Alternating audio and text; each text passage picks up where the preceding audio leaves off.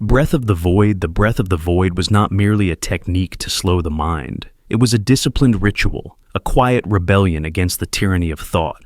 In the remote deserts where the sky was so wide it seemed to swallow the earth, certain ascetic monks dedicated their entire lives to dissolving the boundaries of identity, and they did this with nothing more than the air that moved through their lungs.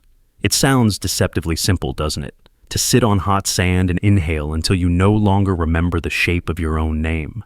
But to those who practiced it, this breathing was as potent as any weapon or any scripture. Imagine the heat of the day shimmering around you, the dunes shifting in slow motion.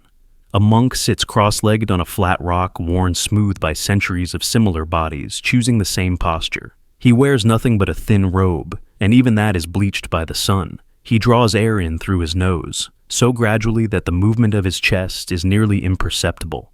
He is not breathing to sustain his body. Not exactly. He is breathing to peel back each layer of his awareness, like a snake shedding its skin in a patient ritual of surrender. They called it the breath of the void because it was designed to erase all distinctions. The distinction between self and world, between thought and silence, between fear and acceptance. The first stage of this breathing required the practitioner to exhale until every last trace of air had been pressed out of the lungs. Most novices would panic here, clutching at their chests as if death was imminent. But the monk knew that the body's desperation was only another illusion, another frantic reflex that bound the ego to its illusions of survival. So he would empty himself completely. Only then would he begin to inhale, not in gulps, but in a long, unbroken sip, as if drawing breath from the bottom of the time itself. This pattern repeated, again and again. Inhale so slowly that the mind has time to notice every nuance, the cooling at the back of the throat, the subtle expansion between the ribs, the way each heartbeat resonates against the sternum. Exhale so fully that the lungs feel transparent, as if their substance is melting into the air. With each cycle, thoughts grew quieter. The monk's memories would lose their urgency, dissolving like ink in water. The arguments he once replayed in his head lost their teeth. Regrets drifted away on the current of the breath. Soon, the monk could no longer remember why any of it mattered. This was not a metaphor. Travelers who came across such monks described an eerie sense of vacancy in their presence. One desert explorer recounted kneeling beside an old monk who had been practicing the breath of the void for 3 days without food or water. When the explorer tried to offer him a flask, the monk did not respond. His eyes were open, but they held no recognition, no spark of individual personhood. It was as if the air itself had begun to inhabit the body in place of a soul. He was not dead, but he was not precisely alive in the way most people understand life. He had become a vessel for the wind. This dissolution of the ego was the entire purpose. In a world obsessed with identity and accomplishment, these monks had dedicated themselves to the opposite. They trained to become so empty that nothing could wound them. When there was no self to defend, no ambition to fulfill, no pride to protect, even suffering lost its grip. It's said that in this state the monk could sit in the blazing sun, unshielded, for hours or days. The body might feel pain, but there was no mind to amplify it with panic or complaint.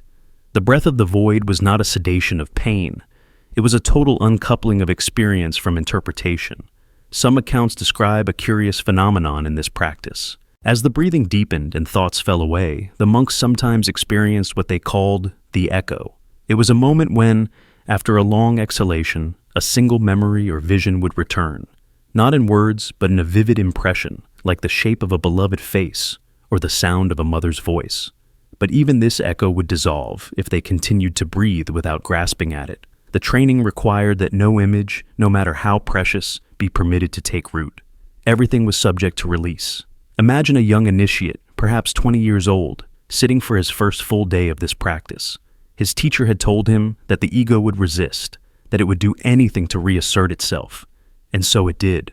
For hours, the young man felt memories clawing at him, his childhood, the fear of being forgotten, the hunger to be loved. Each breath seemed to thin them out, but not destroy them.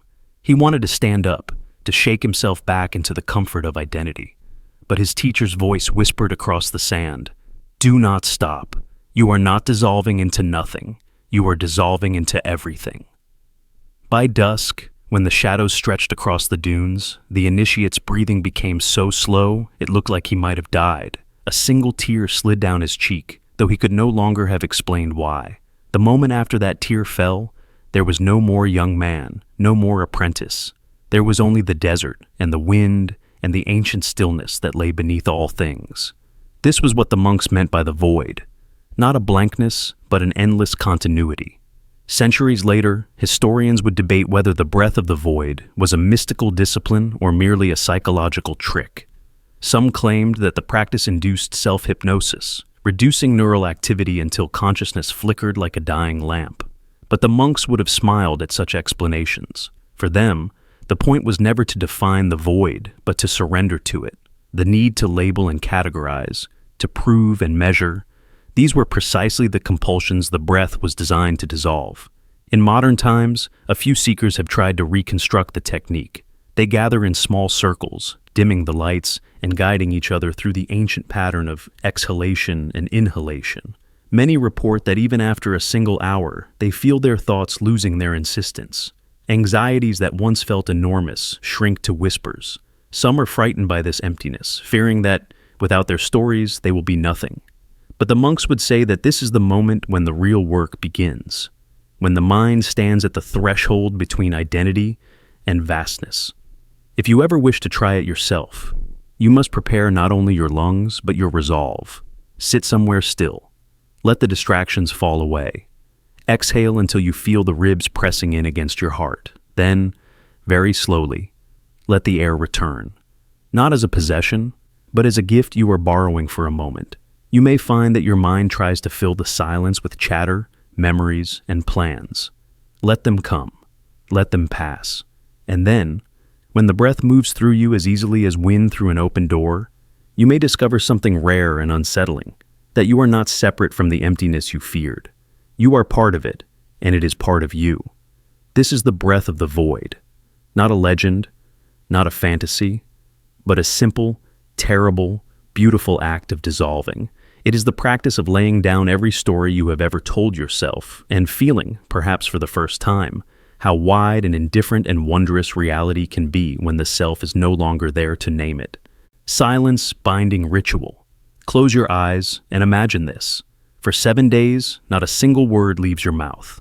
No chants, no laments, no confessions. Just silence. So complete it begins to feel like a separate presence in the room, a living thing pressing against your skin. This was not some symbolic gesture to look pious. This was a silence-binding ritual, practiced by ancient oracles who believed the voice itself was both a gift and a curse, a double-edged blade capable of shaping reality, but also of shredding the mind from within. To understand why they would seal their own mouths for an entire week, you have to understand the nature of inner dialogue. Imagine every thought you've ever had, the accusations, the rehearsals, the memories you can't bury, the voice that tells you you're not enough, the voice that tells you you are more than you can ever live up to. The ancients called this the echo serpent, a loop of internal speech so persistent it could become indistinguishable from your own identity. They believed that in the constant churning of language inside the mind, clarity was impossible. The soul was drowned by its own noise. So, they devised a ritual to starve the serpent, to weaponize absence itself. They would first anoint their lips with a resin mixture that hardened into a bitter-tasting film, an almost ceremonial gag. Then they wrapped their heads in thin bands of linen that pressed the jaw closed, not with brutal force, but with an unyielding reminder that no word could escape. The binding was not just physical, it was a declaration to the mind. For 7 days, nothing will be spoken, and nothing will be fed to the echo serpent. No utterance meant no reinforcement of the stories we whisper to ourselves, over and over, until they fossilize into truth. Some accounts say that on the first day, the silence feels clean, almost exhilarating, like a cold wind sweeping through an empty hall. By the second day, the mind grows restless. The inner voice grows louder, desperate to be acknowledged. It will tempt you to hum, to mutter, to break the seal. But the discipline of the oracle was in holding this tension, letting the internal monologue rise to a shrieking pitch without ever letting it spill from the mouth. They believed that if you starved the voice long enough, it would start to dissolve. A priestess in Anatolia recorded that by the fourth day, she no longer recognized her own thoughts. She described them as voices she could observe, but no longer felt compelled to obey. Imagine that for a moment. Your critical monologues, your anxious rehearsals, your private recriminations, suddenly losing their power to command you. They were still present, but they became like clouds drifting across an empty sky, no longer defining the horizon itself. On the sixth day, practitioners said the mind grew astonishingly clear. What had felt like a cacophony of competing narratives began to collapse into stillness. In this space, the ancients claimed, true insight could be born. They believed oracles were not prophets because they saw the future, but because they learned how to clear away the debris of habitual thought. Silence was not an absence. It was the blade that cut away everything that was not essential. Modern psychology echoes this ancient intuition. We now understand that the default mode network in the brain, the neural circuitry responsible for mind wandering and internal chatter, can be temporarily quieted by certain forms of intensive meditation or sensory deprivation. The silence binding ritual was a pre-scientific strategy for hacking this system. By forbidding speech, the oracles forced the mind to confront itself without its most familiar tool, language. Without verbal reinforcement, the stories we tell ourselves begin to weaken. Without spoken labels, feelings lose their automatic categorization. For example, when you feel anger and say, "I am angry," you've already transformed a passing emotion into a fixed identity. The ancients understood this intuitively. Every word spoken about the self was like hammering a nail deeper into the walls of the psyche. Silence was the art of refusing to build those walls, and there were consequences to this practice, both transcendent and terrifying. Some participants experienced profound peace, a feeling of dissolving into something vast and nameless.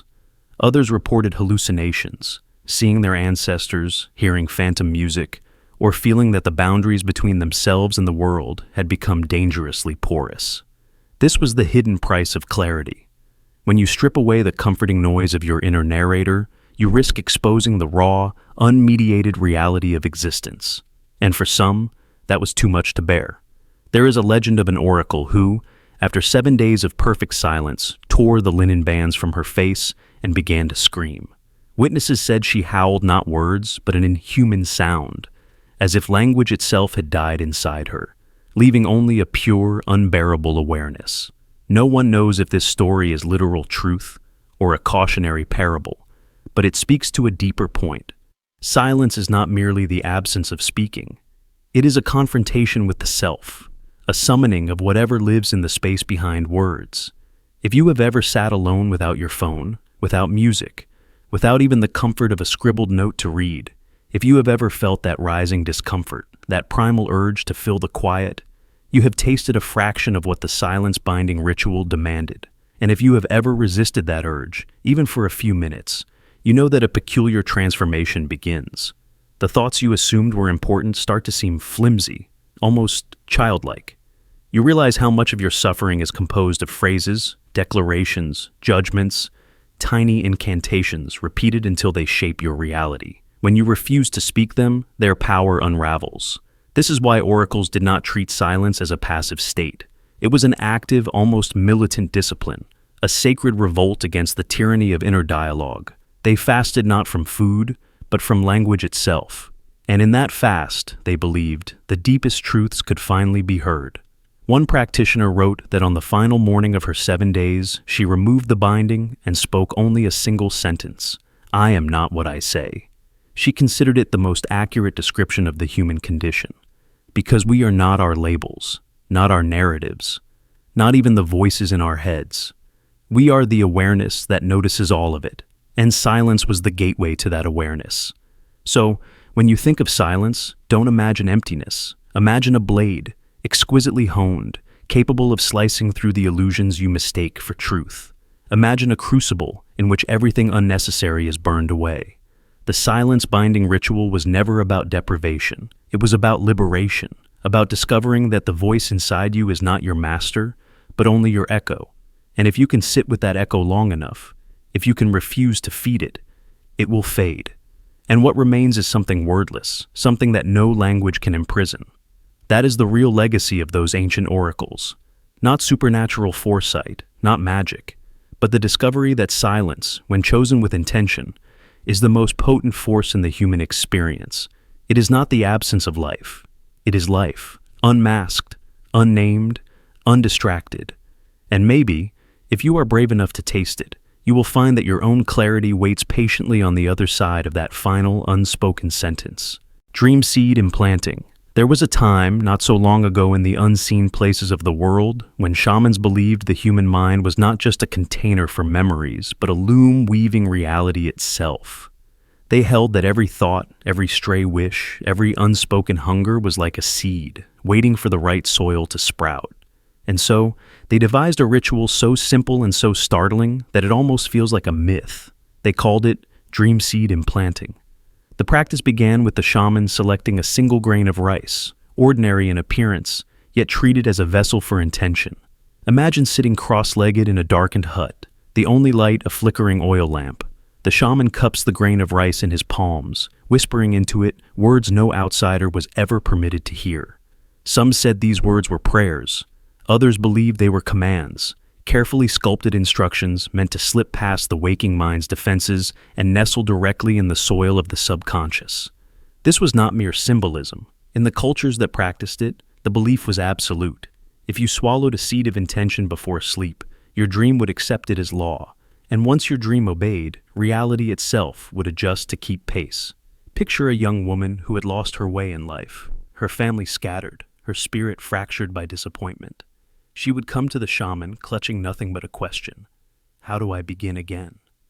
He would sit with her in silence, waiting until her breathing softened, until her shame and sorrow no longer clung to her like armor. Only then would he hold the grain of rice and whisper her yearning into its tiny body. When she swallowed it, she was not simply ingesting food. She was consuming a story that would bloom behind her eyelids as she slept. In her dream, she might see herself gathering the scattered threads of her life, weaving them into something whole, and when she awoke, the dream would cling to her, reshaping her sense of what was possible. It sounds fantastical, but consider this. Modern neuroscience has proven that intention setting changes the structure and activity of the brain.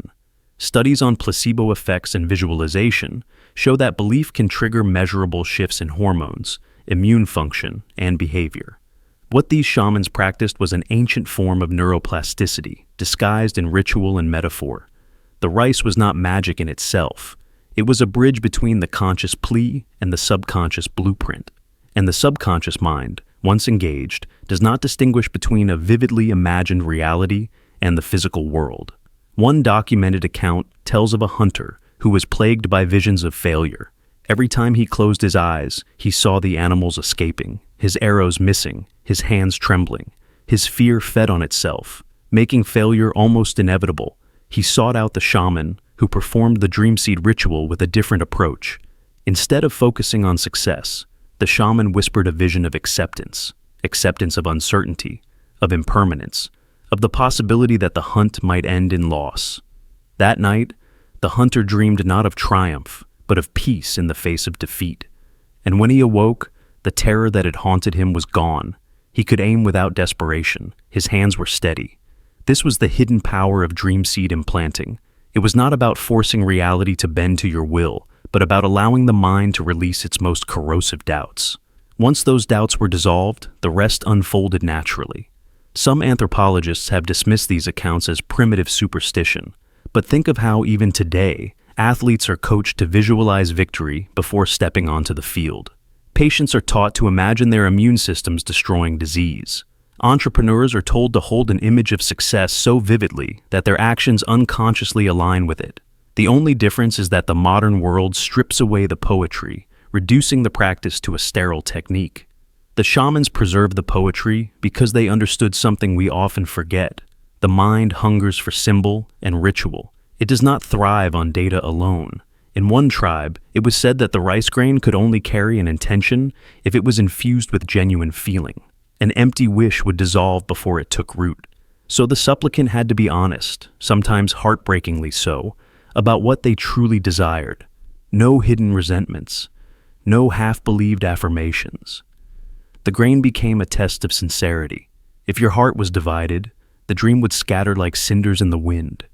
But if your yearning was unbroken, it would ignite the dream like kindling.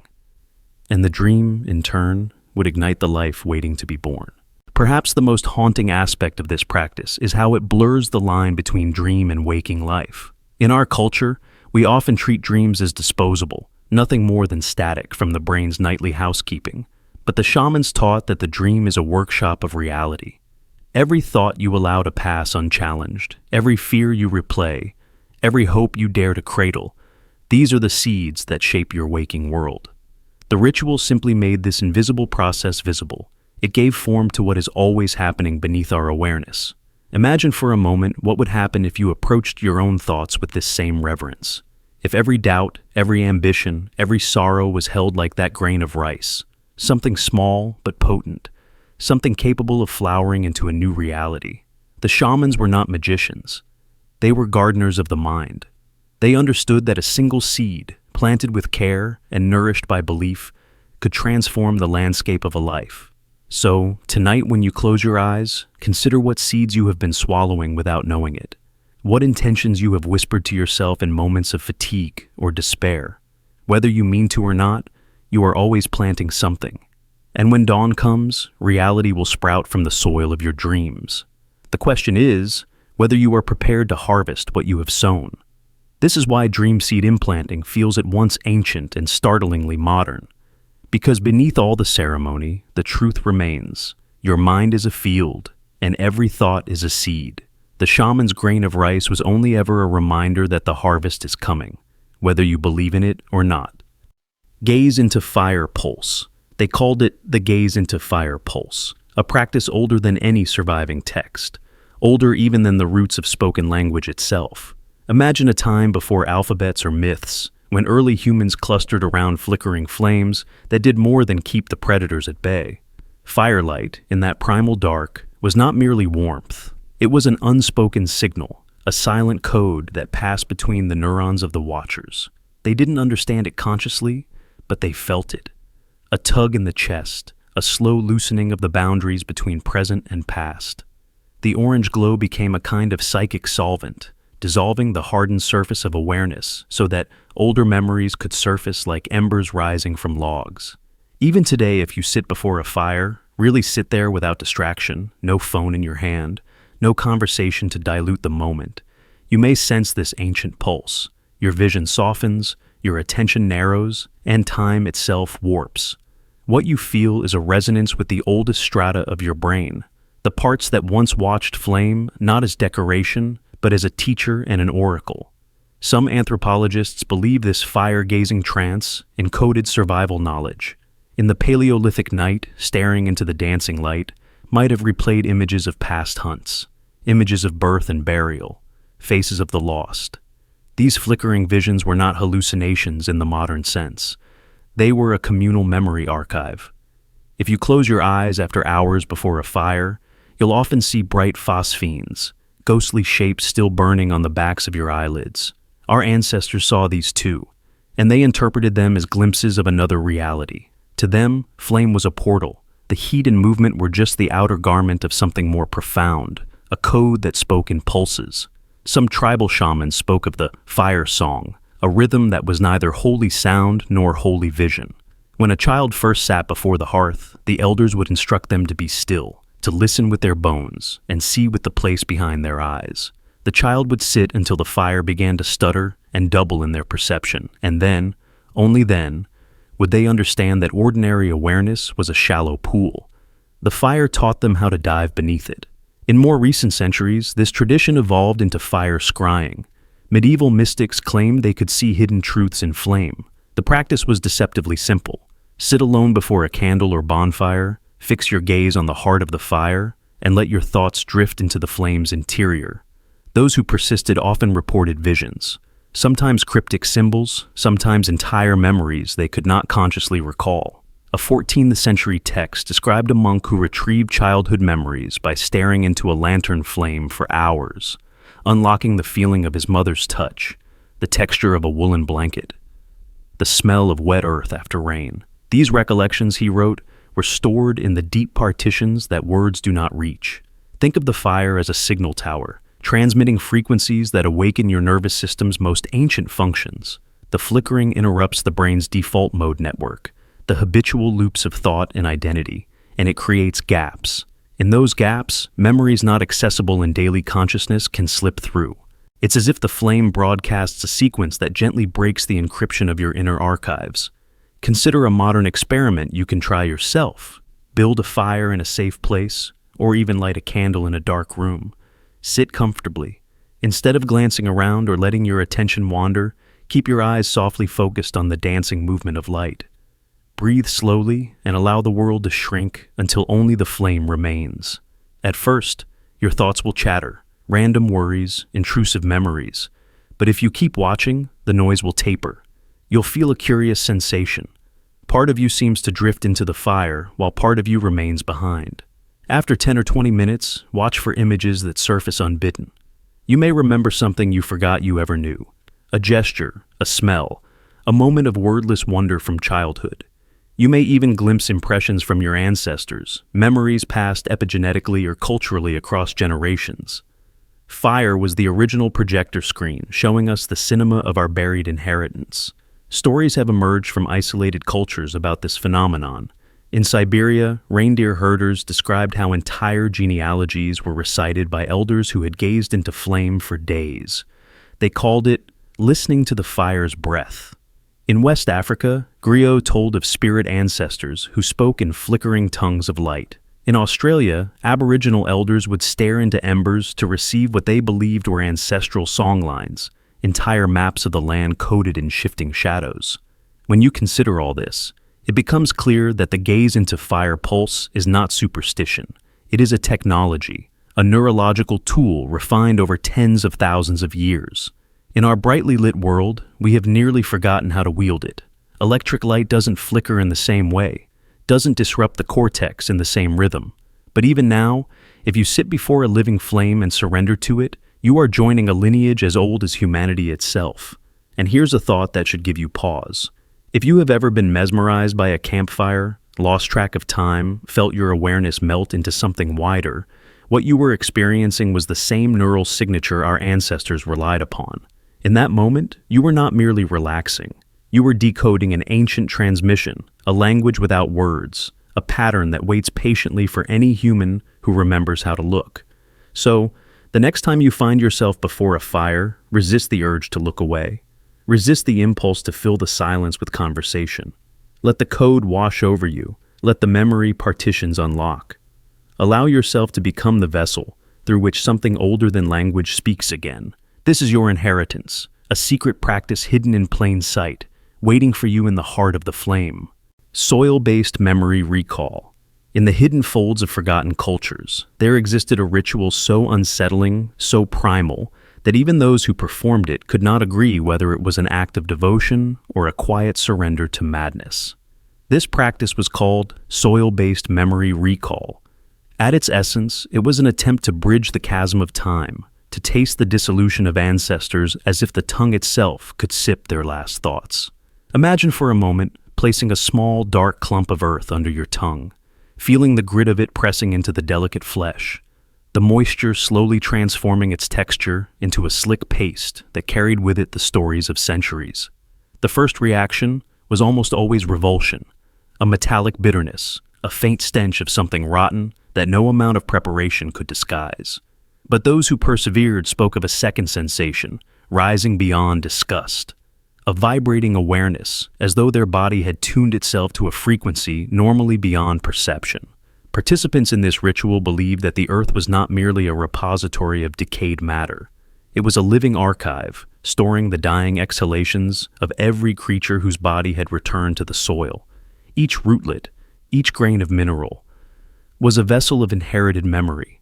And when it was pressed against the nerve-rich tissue beneath the tongue, something happened. An unlocking. A transfer. It was said that the barrier between the self and the countless dead became permeable. You would not simply remember your ancestors in the way a story or a photograph invites recollection. You would remember them from the inside, as if their last moments were replaying through your own neural pathways. The earth spoke, and it spoke with a voice both familiar and terrifying. One example recounted by oral historians describes a woman who performed the rite on the eve of childbirth.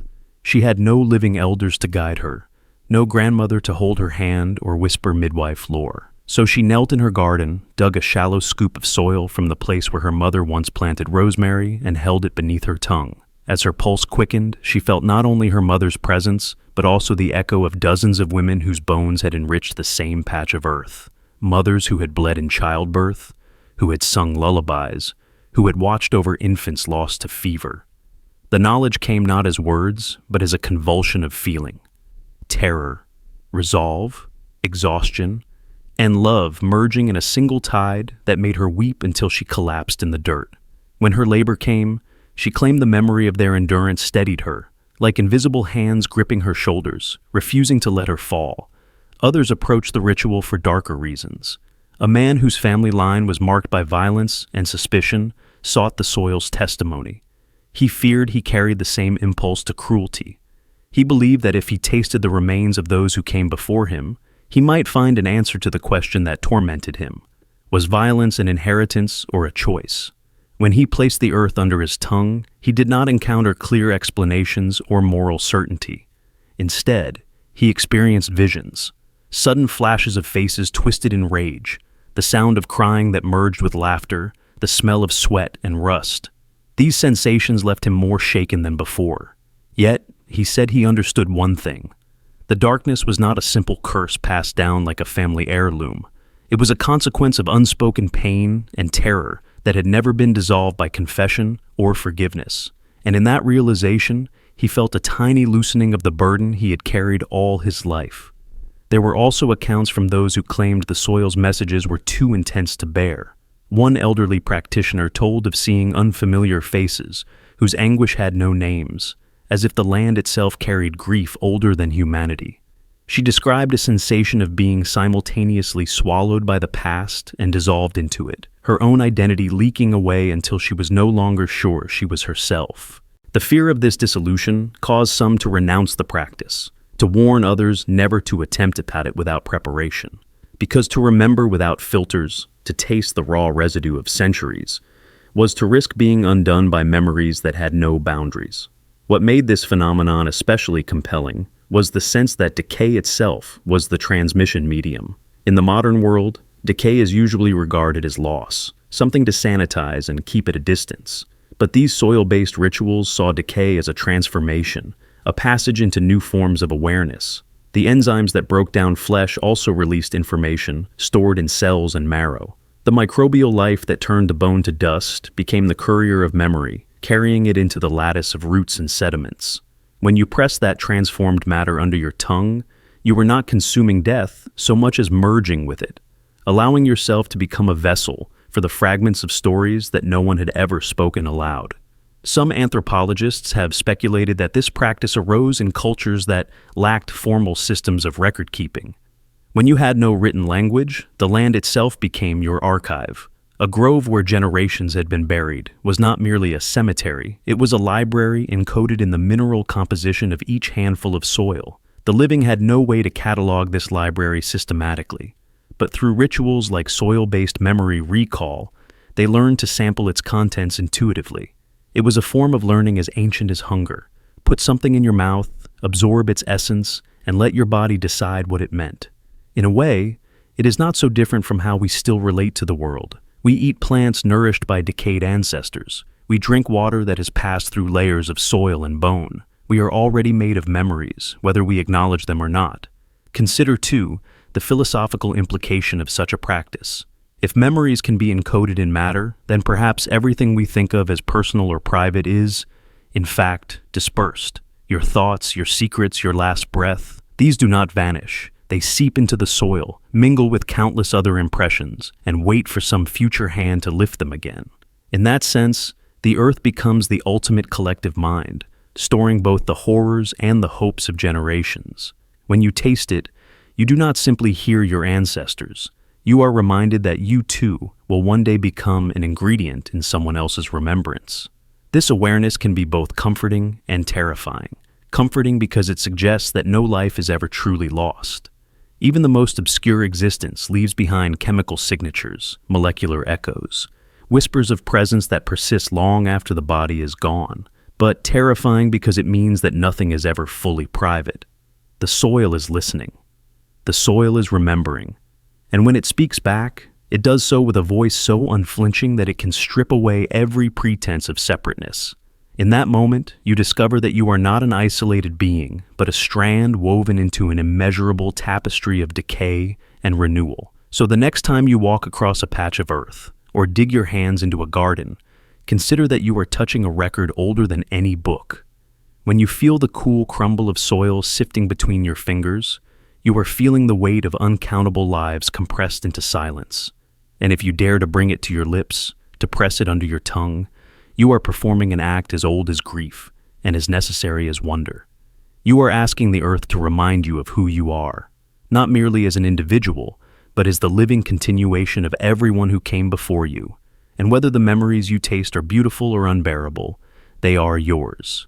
Because the earth does not discriminate. It keeps everything. It forgets nothing. It speaks when you are willing to listen with the quiet and terrible urgency of the dead. Pain-grounding spike.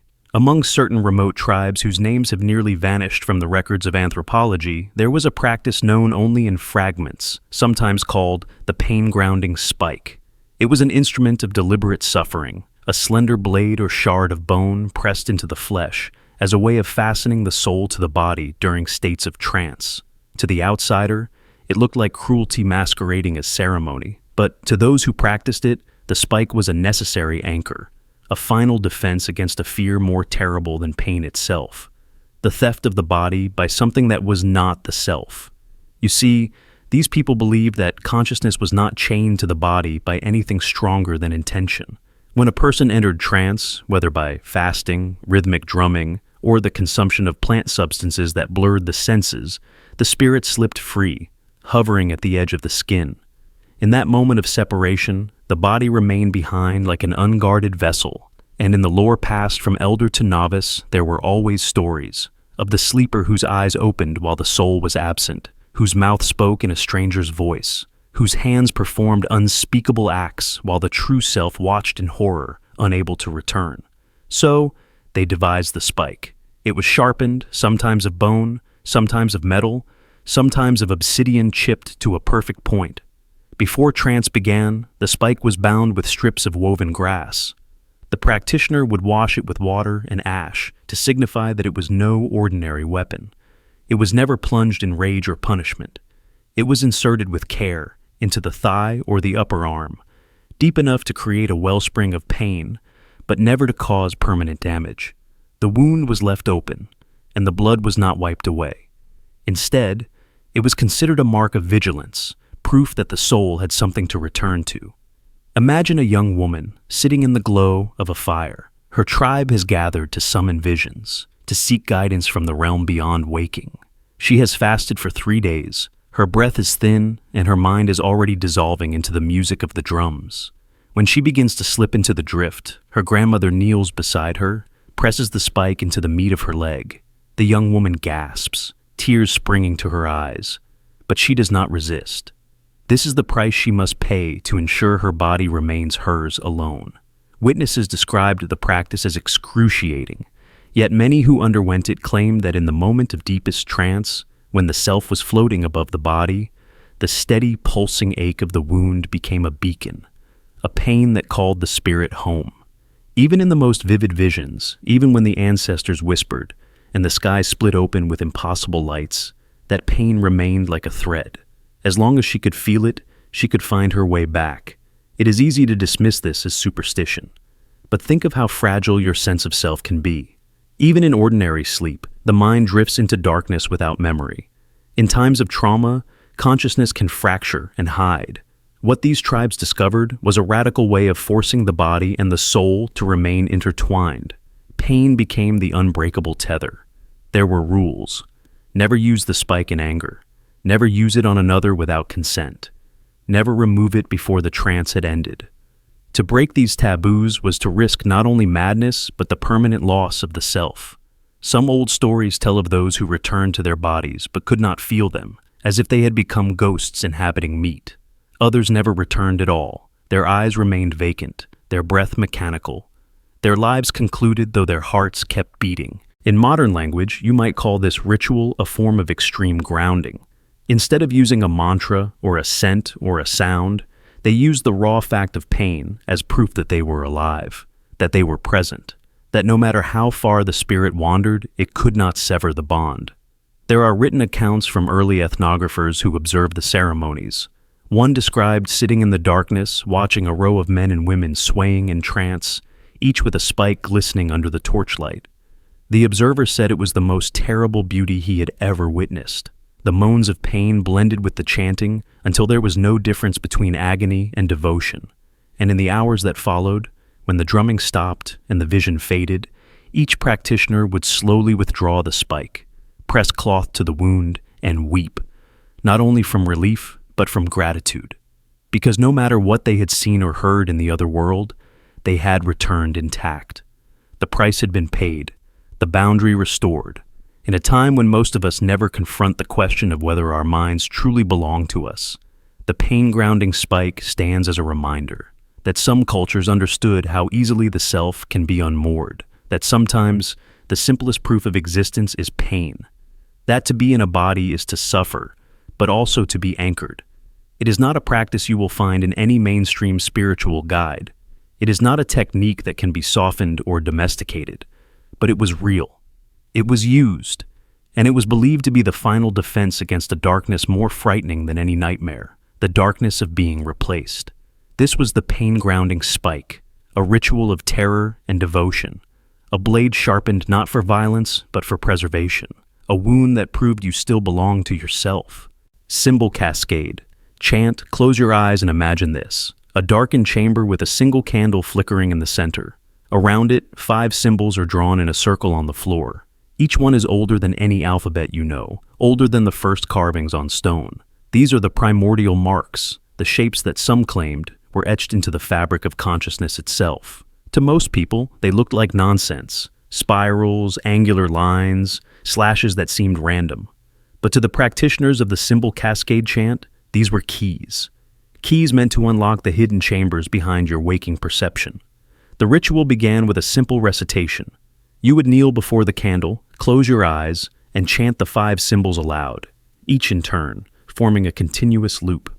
They believed that language was a living organism, and that if you repeated the right pattern, it would begin to reproduce in your mind, growing tendrils of association and memory until the boundary between thought and vision started to dissolve. Witness accounts from early mystics described how, after the 3rd repetition, the symbols would no longer feel like human words. They became sounds with their own gravity, dragging awareness inward.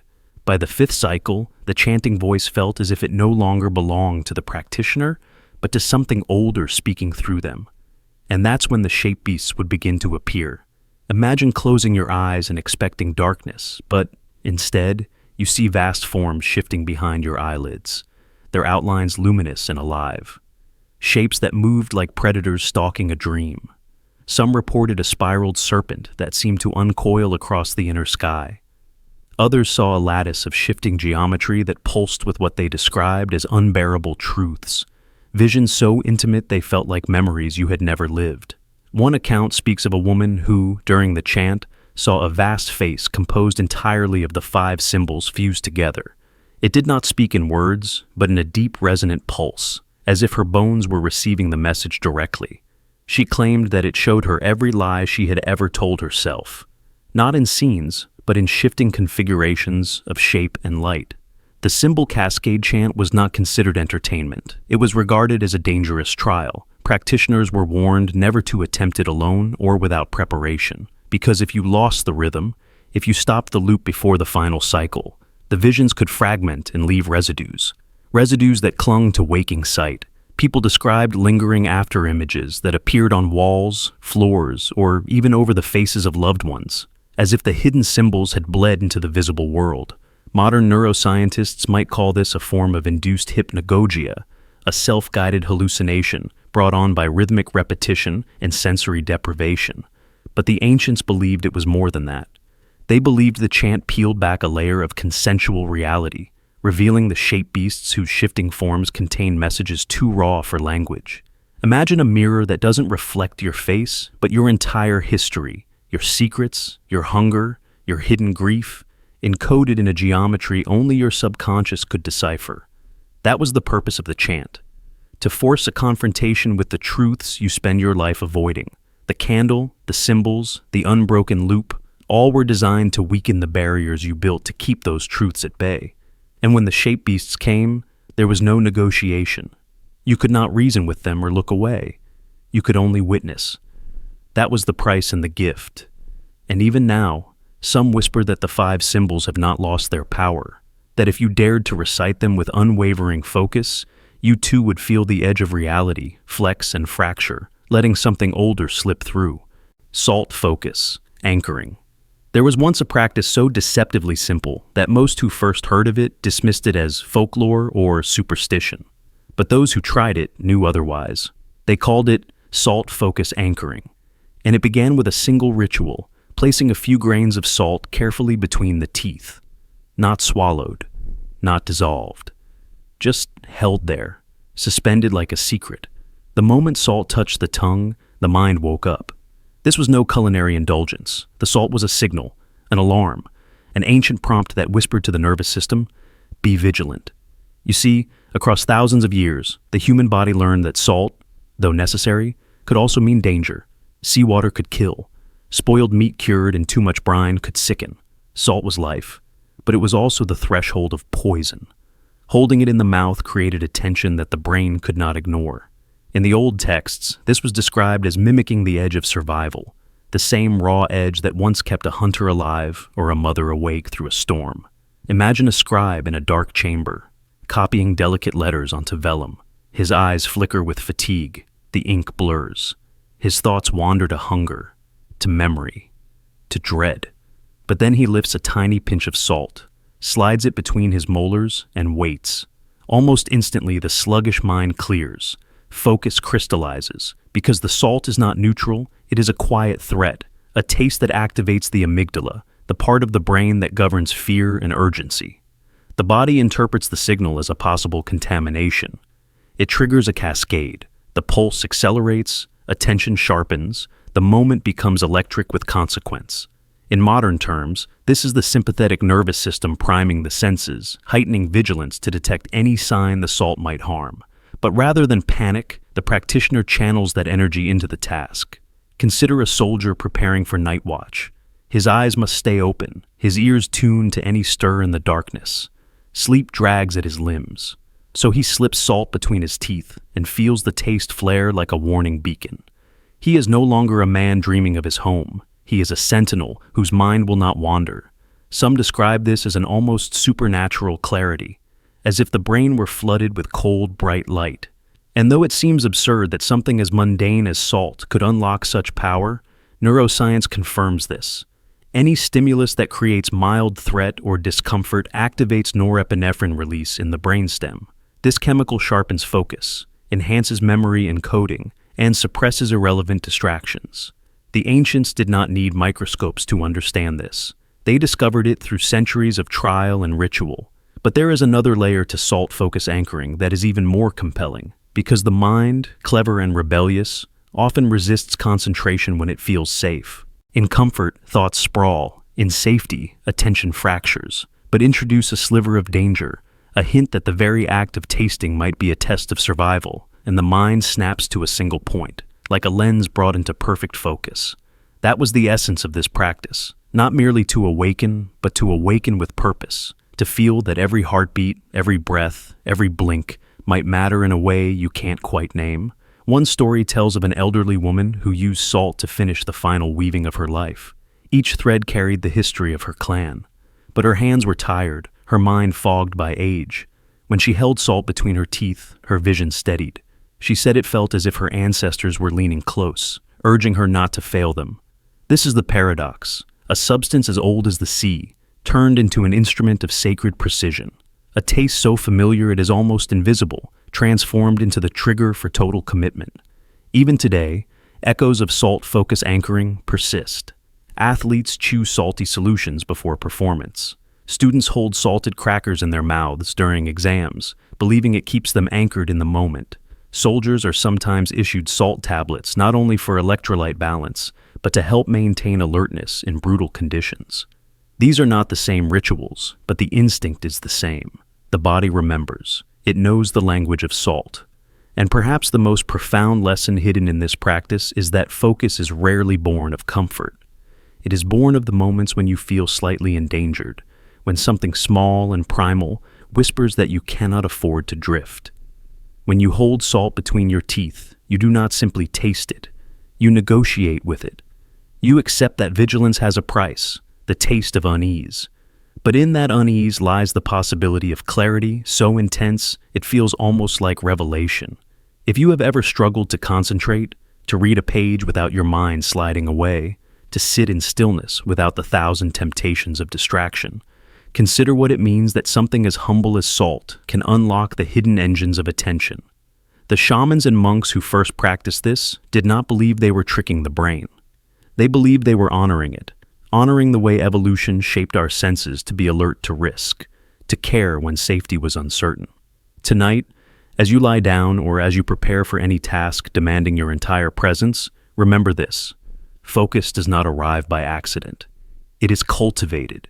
It is summoned.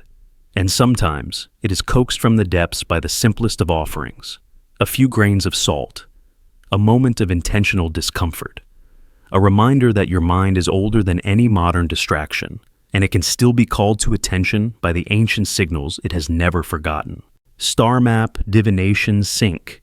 They called it the star map divination sync, a practice so ancient it predated formal astrology, and yet so precise it blurred the line between observation and prophecy. Imagine a world before printed charts, before telescopes, when the night sky was the sole cathedral of truth. To those who practiced this discipline, prediction was never guessing. It was entrainment, a deliberate alignment of one's inner rhythms with celestial angles. The mystics believed that every human carried an internal pulse, a subtle vibration attuned to the stars. This pulse, they claimed, was not metaphor, but a measurable frequency that could be synchronized like an instrument tuning itself to the cosmic orchestra. Picture an adept sitting cross-legged on a plateau hours before dawn. In front of them, a polished bronze disc engraved with intricate concentric rings, each ring marking the path of a planet or a constellation. The adept's breath would slow as they pressed their fingertips to the disc, feeling the cool metal as an extension of the sky. With each exhale, their heartbeat would shift closer to the rhythm of the stars overhead. Observers described this as watching a candle flicker in perfect time with the wind. No delay, no struggle. When the pulse matched the angle of a rising star, the adept felt a moment of merging so complete that it erased the boundaries between observer and observed. This entrainment was not a trance in the sense of losing awareness. It was a heightened state, a clarity so pure it bordered on unbearable. Imagine the quiet in your mind if every competing thought fell away, replaced by a single thread of perception connecting your pulse to the spin of the heavens. Mystics called this the moment of consonance. They claimed it was then that the map revealed itself, not as symbols on metal, but as living patterns in the mind. Predictions were visions, not calculations. A farmer might learn the exact week to plant. A leader might glimpse the outcome of a treaty. The information emerged fully formed, carried on the tide of entrained awareness. Skeptics often dismiss this as superstition, but recent studies of heart rate variability and circadian cycles suggest our biology is influenced by cosmic rhythms more than we admit. The pineal gland, sensitive to light and magnetism, may function as an ancient antenna. What if the star map divination sync was an early method to consciously tap into this capacity, to sense not only the positions of the stars, but the subtle forces that bind them to us? Consider how the ancients measured time. A sundial tracks the sun's shadow, but star mapping required patience beyond ordinary endurance. Practitioners would remain motionless through freezing nights, recording each shift in the sky, synchronizing breath and heartbeat to every movement. The bronze disc was not a mere tool. It was a mirror for the cosmic dance, a way to absorb and reflect the order of creation itself. One medieval text describes a woman known only as Thalestria, who guided an entire kingdom's harvests by this method. She would sit alone on a tower's highest parapet, eyes fixed on Orion's belt as it arced toward the horizon. Witnesses claimed her breathing grew so slow, it seemed she had stopped. When she finally stirred, she would descend and announce the precise date for sowing or reaping. No one dared question her, because each prediction proved accurate. She once warned of an early frost 6 weeks before any chill was felt. The villagers who ignored her lost entire fields to ice. This story is not unique. From the high steppes of Mongolia to the deserts of North Africa, records exist of mystics who believe prediction was a physical alignment. To them, the stars were not distant ornaments, but partners in an unbroken communion. You can try a modern echo of this practice yourself. Find a clear night and a quiet place away from artificial light. Sit comfortably, spine straight. Pick a single star and let your gaze soften. As you breathe, imagine the rhythm of your pulse as a small wave. Feel it rising and falling. Then sense the star's position, not as a fixed point, but as an angle shifting through space. Slowly, with patience, imagine your heartbeat aligning with that motion. If you can hold your focus, you may notice a change. The mind grows still, time dilates, and a sensation of subtle recognition appears. You have, for a moment, stepped into the same entrainment that guided the ancients. This is what made their predictions feel inevitable rather than speculative. When your body and mind fully synchronize with celestial motion, the past and the future cease to be separate. There is only the pattern unfolding. You are no longer looking for answers. You are the place the answers arrive. So the next time you feel the pull of the stars, remember that you carry an instrument older than any observatory, your own heartbeat. When you learn to sync it to the sky, you rediscover the ancient code that once guided empires and shaped destinies. This is star map divination sync, not a relic, but a hidden potential waiting to be claimed again. Echo listening technique. In a time before electric lights and recording devices, there were men and women who learned to listen to the world in a way that defied ordinary understanding. They practiced something called the echo listening technique. At first glance, it seemed almost absurd. Sitting in a darkened room or an empty field, closing one's eyes, and focusing on the return of a single sound. But, for those who mastered it, the echo was not merely a repetition. It was a language, a code, a force that could unravel secrets hidden in the heart of any speaker. The practitioners believed that every spoken word carried with it a hidden structure, a signature of emotion, intention, and hidden motive. When a voice struck the walls, the trees, or the rock around it, the returning echo did not just mirror the sound, it deformed it, stretching and compressing certain frequencies in ways that revealed what the tongue tried to conceal. They said the echo was honest because it could not lie. To understand this idea, imagine dropping a stone into a pond. The ripples will spread in circles, but they also rebound from the edges, cross over themselves, and form complex patterns. Now replace the water with air and the ripples with vibrations. The echo is the interference pattern of truth. Many elders trained in this art claimed they could detect deception by the way an echo fractured and recombined. A sincere statement produced a resonance that was smooth, almost melodic, a single pulse returning cleanly to the ear. But a lie was never smooth. It arrived in fragments, tiny distortions, and abrupt changes in volume or timing. It was as if the air itself was offended by falsehood and refused to carry it without protest. One story tells of a woman who could sit in an underground chamber with her eyes sealed by linen, listening to the echoes of a person speaking above her. The chamber was constructed with carefully chosen stones, each one shaped to scatter sound in unpredictable ways. When someone asked a question or offered a statement, she would hear not only the voice, but the 1,000 splintered reflections of that voice colliding, recombining, and resolving. It was said she could declare with certainty whether the speaker was lying, whether he carried fear in his heart, or whether death itself had laid a hand on his shoulder. Some called her a witch, others a saint, but all agreed that her hearing surpassed any ordinary sense. Echo listening was not limited to detecting lies. In certain communities, it was used to diagnose illness. Practitioners believed that the subtle tremors in a dying person's voice would produce echoes that fell away too quickly, as though the air itself had no interest in carrying them. A healthy voice returned with vigor, but a voice touched by death returned dull, hollow, incomplete. Those who listened could sense this absence, and many considered it the ultimate act of compassion to be the one who acknowledged that a life was nearing its end. There were also accounts of people who used echo listening to induce a trance of perfect recall. In this practice, a person would sit alone in a dark chamber and produce a rhythmic sound, often by tapping a wooden rod against stone. Each tap returned as a measured pulse, marking time like a metronome. As the practitioner focused on the intervals between each echo, the mind began to drift into an altered state. Memories long buried beneath the rubble of ordinary thought would rise, vivid and uncorrupted, as though the echo itself had excavated them. One man described this experience as stepping into a hall lined with doors, each one marked with a date and a feeling. He said the echoes were the keys, and with each measured return, another door swung open. Behind one door was the face of his mother on the day she died. Behind another, the scent of rain on the first day he fell in love. And behind a third, the quiet terror of realizing he would one day vanish like all the generations before him. To him, the echoes were not sounds. They were a map of everything he had ever been. Consider what this means about the nature of perception. Most of us believe we hear only with our ears, but the elders who practiced echo listening insisted that true hearing is a union of body, memory, and intuition.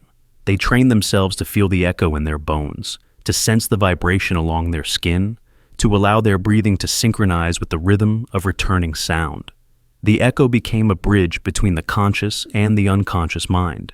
In this way, the echo did not merely confirm what was spoken, it revealed what could never be said.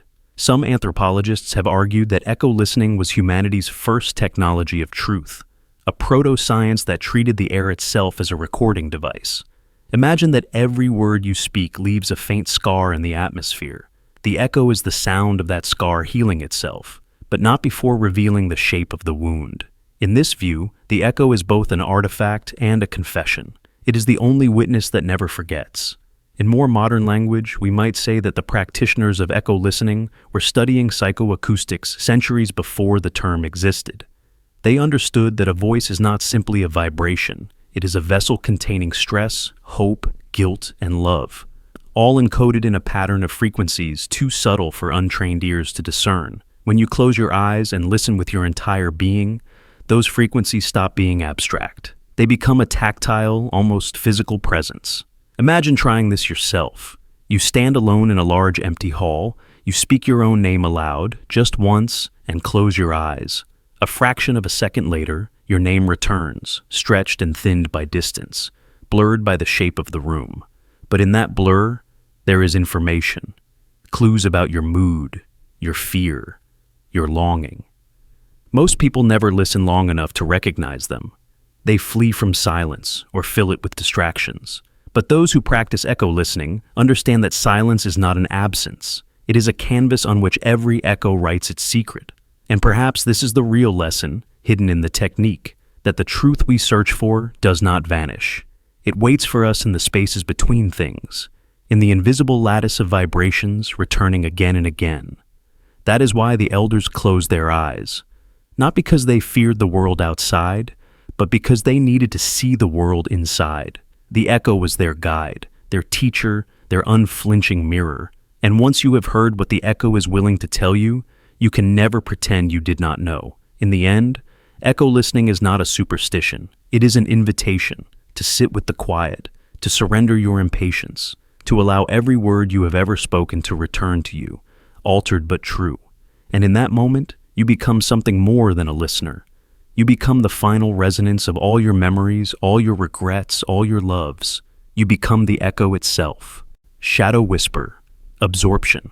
In the hidden corners of old chronicles, you will find only the briefest mentions of what some called shadow whisper absorption. The words are usually scrawled in the margins of travel logs, or in letters that were never meant for publication. But if you read carefully, you can piece together a practice so peculiar and so unsettling that even those who witnessed it had difficulty describing what they had seen. Imagine a rite in which a novice would seal themselves inside a tomb, alone among the bones of the forgotten, not to honor the dead, but to listen to them. The purpose was not prayer, not mourning, but the deliberate act of absorbing whatever fragments remained. Unresolved thoughts, regrets, long-silenced confessions. The initiates believed that in the darkness, words and feelings persisted like a vapor, waiting for a living mind to draw them in. To understand why anyone would volunteer for this, you have to imagine a culture that saw language itself as the most potent of forces. Words were more than symbols. They were containers for everything a person ever loved or feared. When the body failed, the final exhalations of the spirit, the last impressions, might remain behind like an echo. To the practitioners of shadow whisper absorption, these echoes were a source of secret knowledge. They believed that if you exposed yourself long enough to the hush of the tomb, you would return with languages never spoken aloud, with insights that no living teacher could offer. The procedure was exacting. An initiate would prepare for days, purifying themselves through fasting, ritual ablutions, and long periods of silence. No one could enter the tomb unprepared, lest their own unquiet thoughts be mistaken for those of the dead. On the appointed night, the novice would be led to the threshold by an elder. A small oil lamp was lit, not to illuminate the chamber, but to remind the novice that there was still a world beyond the stone. The door would close, the seal pressed into wet clay, and the darkness would thicken like a living thing. What happened next was not a trance in the usual sense. The novice was instructed to remain perfectly awake, perfectly alert, to breathe with their mouth closed so that even the rhythm of inhalation would not drown out the faintest whisper. Accounts from initiates describe an initial hour of sheer terror, the sensation that unseen hands were brushing their skin, that shadows moved behind their closed eyelids. But with time, the fear would give way to a peculiar stillness. In that stillness, tiny sounds emerged, a scuff of bone across stone, a word half-formed, but carrying a weight of sorrow so dense it made the heart race. One story tells of a woman who entered the tomb unable to read or write. When she returned, her mouth shaped syllables that no one recognized. For weeks she spoke in a tongue no scholar could identify, though some claimed that the cadence resembled an ancient dialect extinct for centuries.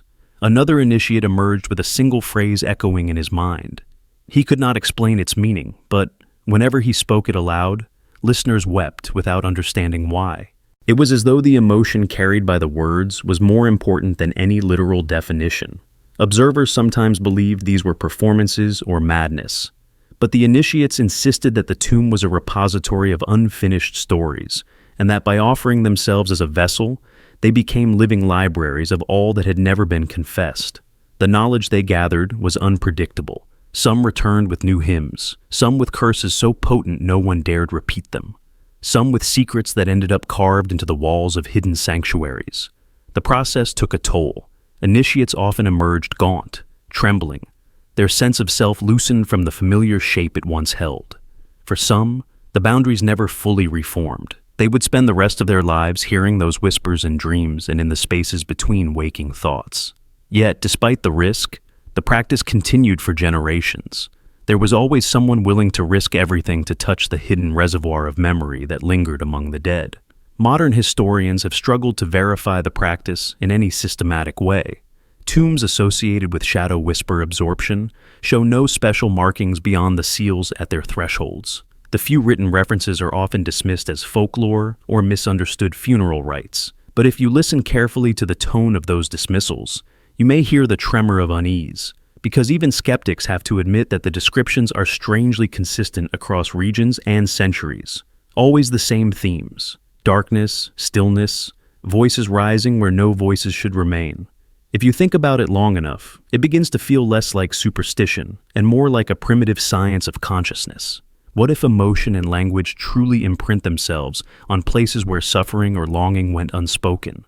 What if memory is not confined to the mind, but soaks into the very air, waiting to be reabsorbed by anyone brave or desperate enough to receive it? Consider this. Every time you enter a quiet room, you bring your own thoughts with you. But what if you left that room and someone else entered, and without knowing you, they began to feel your sorrow or your joy as if it were their own? The initiates of shadow whisper absorption would say that this is not hypothetical. They would say that all our lives are linked by invisible threads of language and feeling. The tomb is only a place where those threads are gathered so densely that they become undeniable. No modern meditation technique can replicate the experience precisely. No guided visualization or recording can simulate the terror of sitting face to face with the unprocessed fragments of human life. And perhaps that is why this practice has never been revived. In an age obsessed with distraction, with comforting illusions, who would willingly submit themselves to the raw presence of everything that was never resolved? Yet, there is a haunting beauty in imagining it. A solitary figure sitting cross-legged in a darkness so complete It seems to swallow the past and present alike. A mind stripped bare of expectation, listening for the last words of the forgotten. And when that figure returns to the world of the living, they carry something impossible to counterfeit. A memory that never belonged to them. A voice that will not be silenced. A truth too ancient for any ordinary language. This was shadow whisper absorption. A ritual of communion across the boundaries of death and time. An act of devotion to the idea that nothing ever truly disappears. That even the quietest confession can find a way to be heard, if someone is willing to listen with their entire being.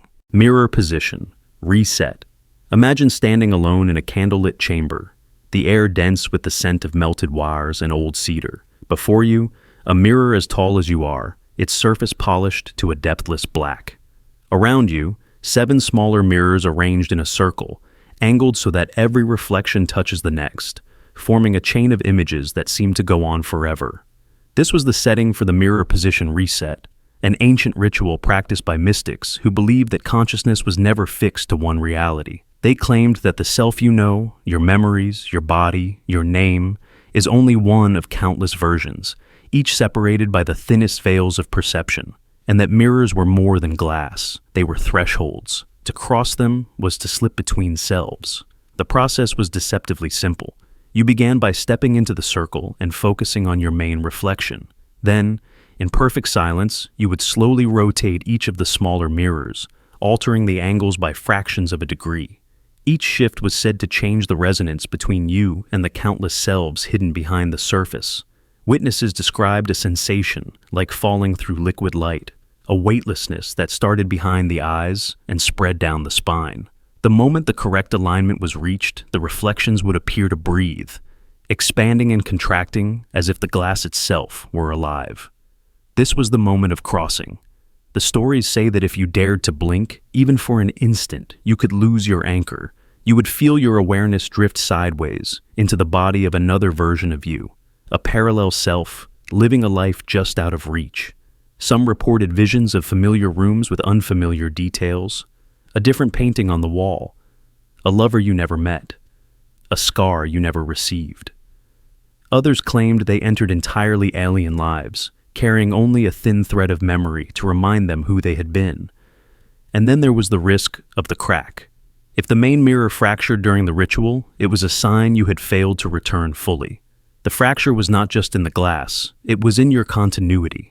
Practitioners described a permanent sense of dislocation, like part of them had remained behind, staring back from the other side.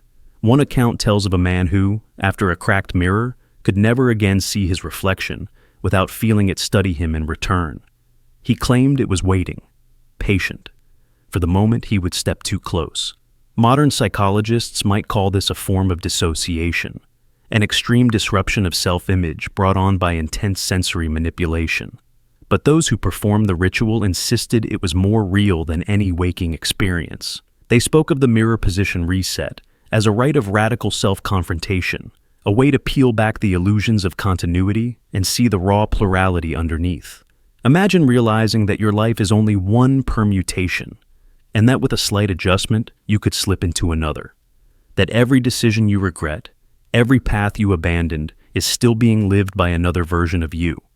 That was the power and the terror of the practice, and for some, it became an addiction. The possibility of finding a self without pain, without loss, without the scars of old mistakes. But each crossing carried a cost.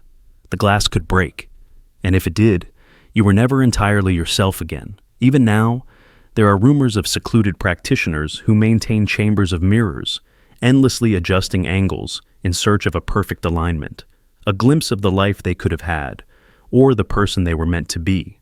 If you ever feel that eerie sense of familiarity in a stranger's home, or catch a reflection that doesn't quite match your expression, you might be brushing against the echo of one of these crossings. Because the mirror position reset was not a metaphor. It was a declaration that reality is thinner than we think, and that sometimes the simplest act, a turn of a mirror, a moment of unblinking focus, can pull you across the threshold. And if the glass holds, you return unchanged. But if it cracks, you carry the fracture forever. Wooden touch, memory unlock. There is something almost unsettling in the idea that memory could live inside the fingertips. that the story of who you have been, perhaps even the story of lives you no longer remember, could be stirred back to life by something as simple as the feel of carved wood. Yet this was exactly the belief that gave rise to the practice known as wooden touch, memory unlock. For centuries, certain cultures held that if you traced your fingers over ancient runes carved into wood, you could bypass the narrative self, the part of you that insists on explaining everything, and go straight to a more primal knowing. This was memory not as story, but as sensation. A surge of recognition so immediate that it left no space for skepticism.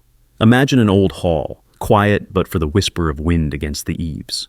At the center of the room stands a pillar of wood, so worn by centuries of hands that it glows with the oil of human touch. The runes carved along its length are older than any living person could recall, their edges softened by time, but still precise enough to catch the skin.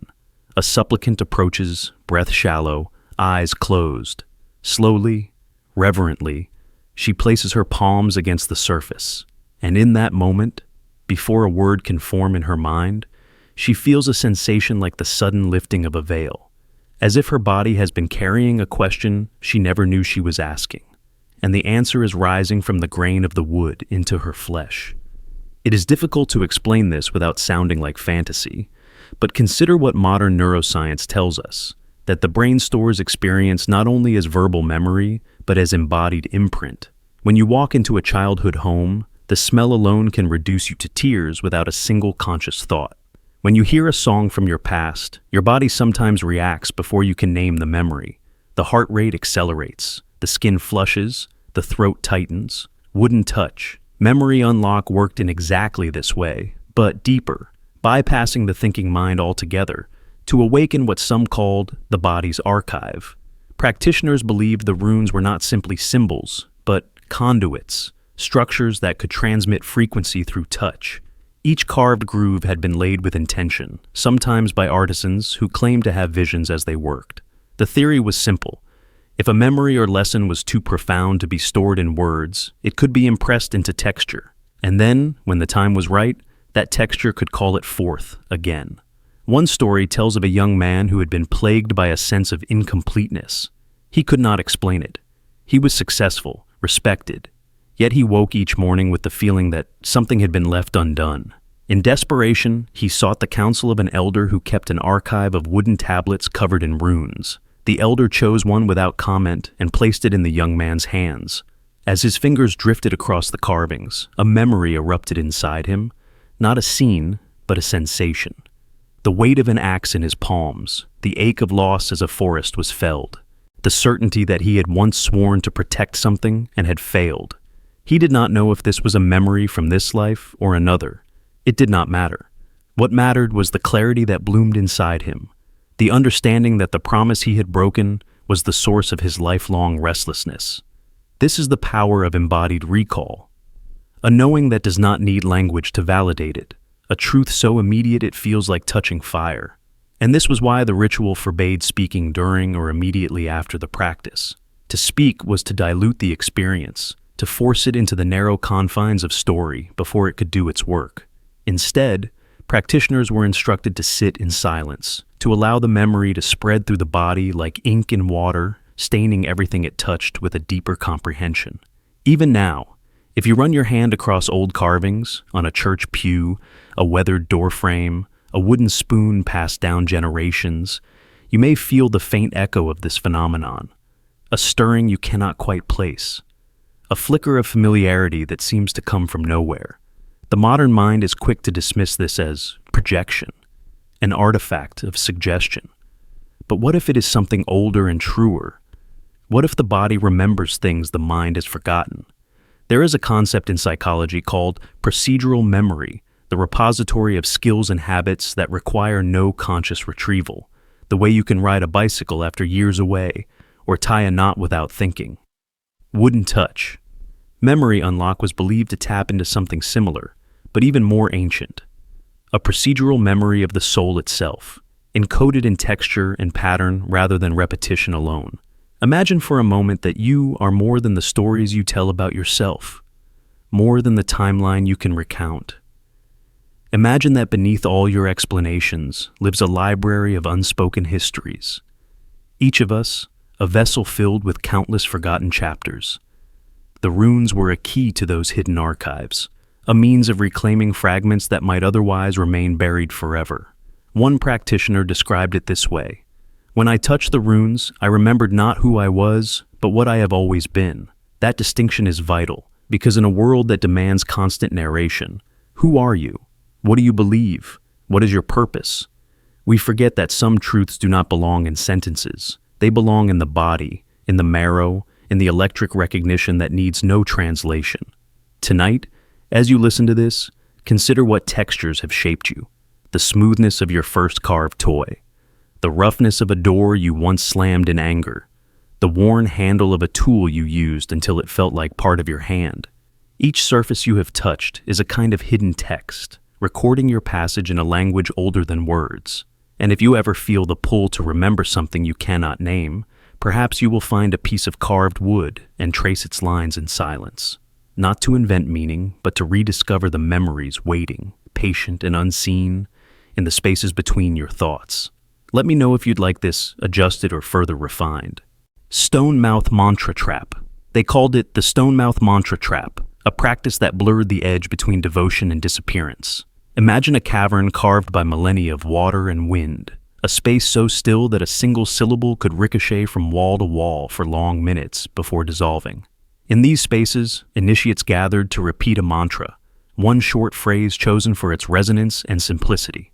At first, the repetition was ordinary, words spoken aloud, a rhythm anchored in breath and intention. But something happened in that cave, something that no one fully understood. As the voice struck the rock and returned, it did not merely echo, it transformed. Each return layered itself over the last, creating a kind of living chant that grew thicker, denser, until it felt as if the walls themselves were reciting the mantra. After a time, those present could no longer tell whether they were speaking or simply listening. The chant became self-sustaining, a loop that pulled their awareness deeper and deeper into itself. This was the trap. The initiates entered willingly, believing that losing track of the chant's origin was a form of enlightenment. They said it was like watching your own reflection multiply in mirrors until you no longer recognized which face was yours. The sound seemed to detach itself from any mouth or intention. In that suspension, the mind began to loosen its grip on identity. Some called it liberation. Others called it a kind of beautiful annihilation. Accounts from ancient texts describe how novices prepared for months before attempting the ritual. Fasting, silence, and isolation were common preliminaries. They believed that an untrained mind would fracture under the trance's depth, dissolving into madness rather than transcendence. The mantra itself was chosen carefully, never too complex, never too familiar. A short phrase in an archaic tongue, often stripped of literal meaning so the mind could not anchor itself in interpretation. Imagine stepping into such a cave. You kneel on cold stone, you take a breath. You speak the mantra into the darkness, and it comes back to you a fraction of a second later, tinged with a resonance that makes your bones hum. You repeat it. The return grows stronger. Soon it is no longer you speaking, but the cave itself, singing back. The pulse of your voice merges with the stone's slow exhalation. Time begins to elongate. 10 minutes feels like an hour. An hour feels like a lifetime. One record tells of an adept who entered the mantra trap and remained in place for 3 days without sleep. When he finally emerged, he could not remember his own name. He said only, "The stone spoke to me in my own voice." Over weeks, fragments of personal memory returned, but something fundamental had changed. He described feeling as if he had died and been remade from sound. Modern researchers who study acoustic environments have discovered that caves like these produce standing waves, patterns of sound that do not fade but hover in space.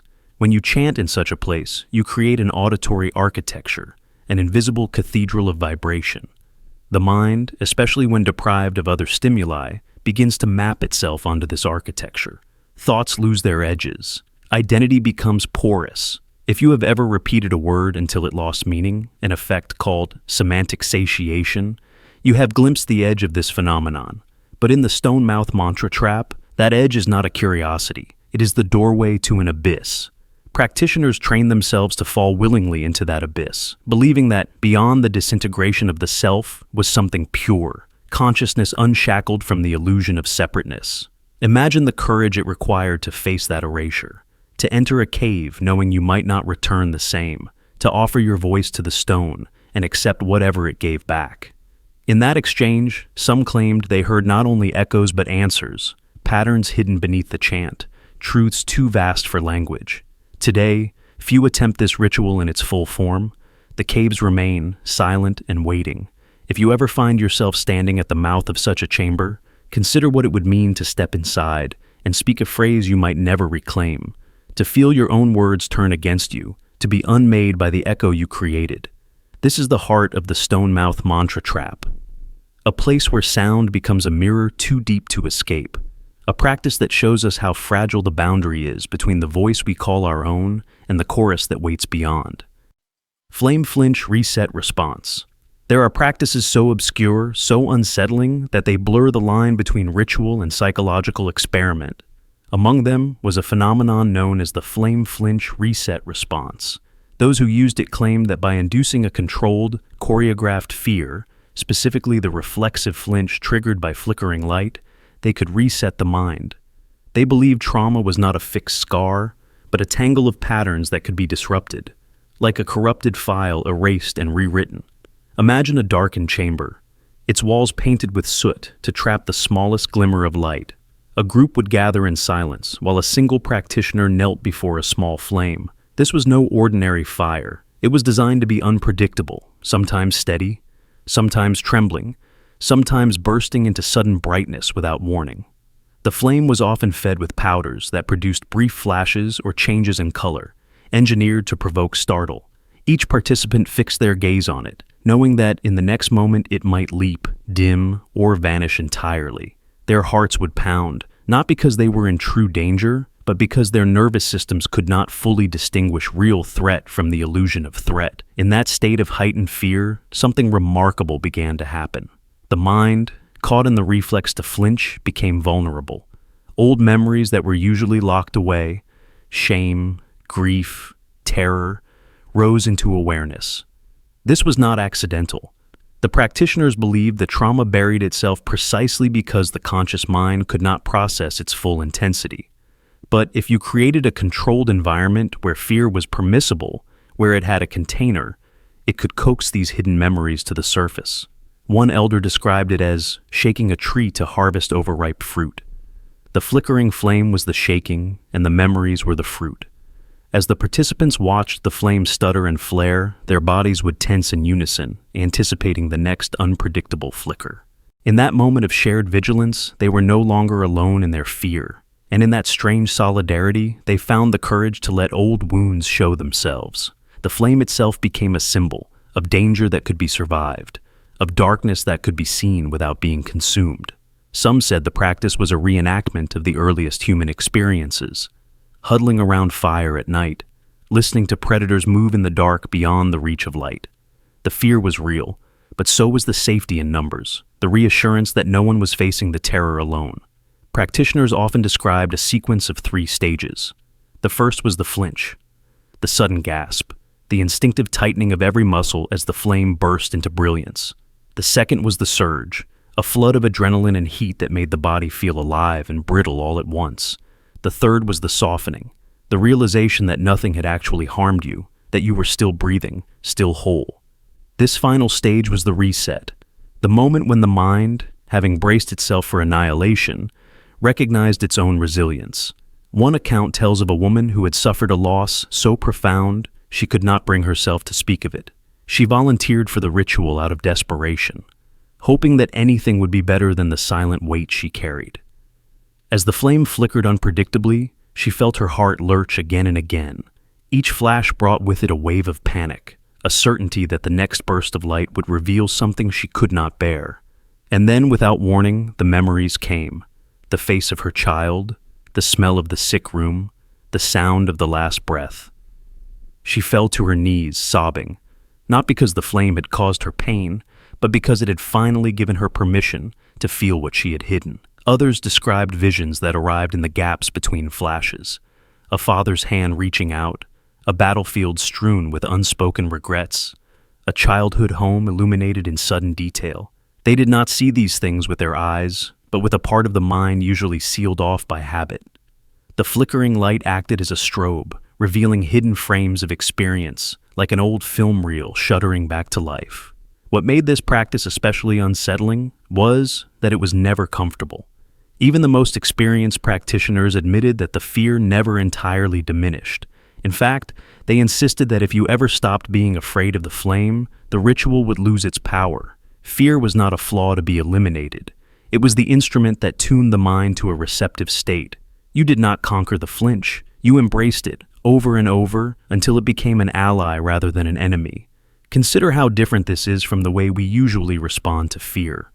Most of us spend our lives trying to avoid it, numbing it with distraction, denying it with bravado, minimizing it with rationalization.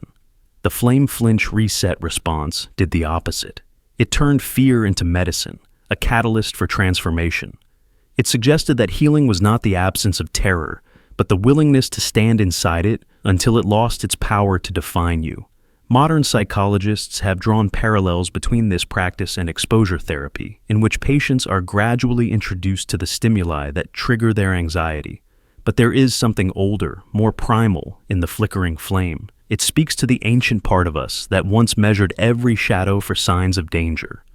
By choreographing the fear, by controlling the unpredictability, practitioners allowed participants to feel the terror without being destroyed by it.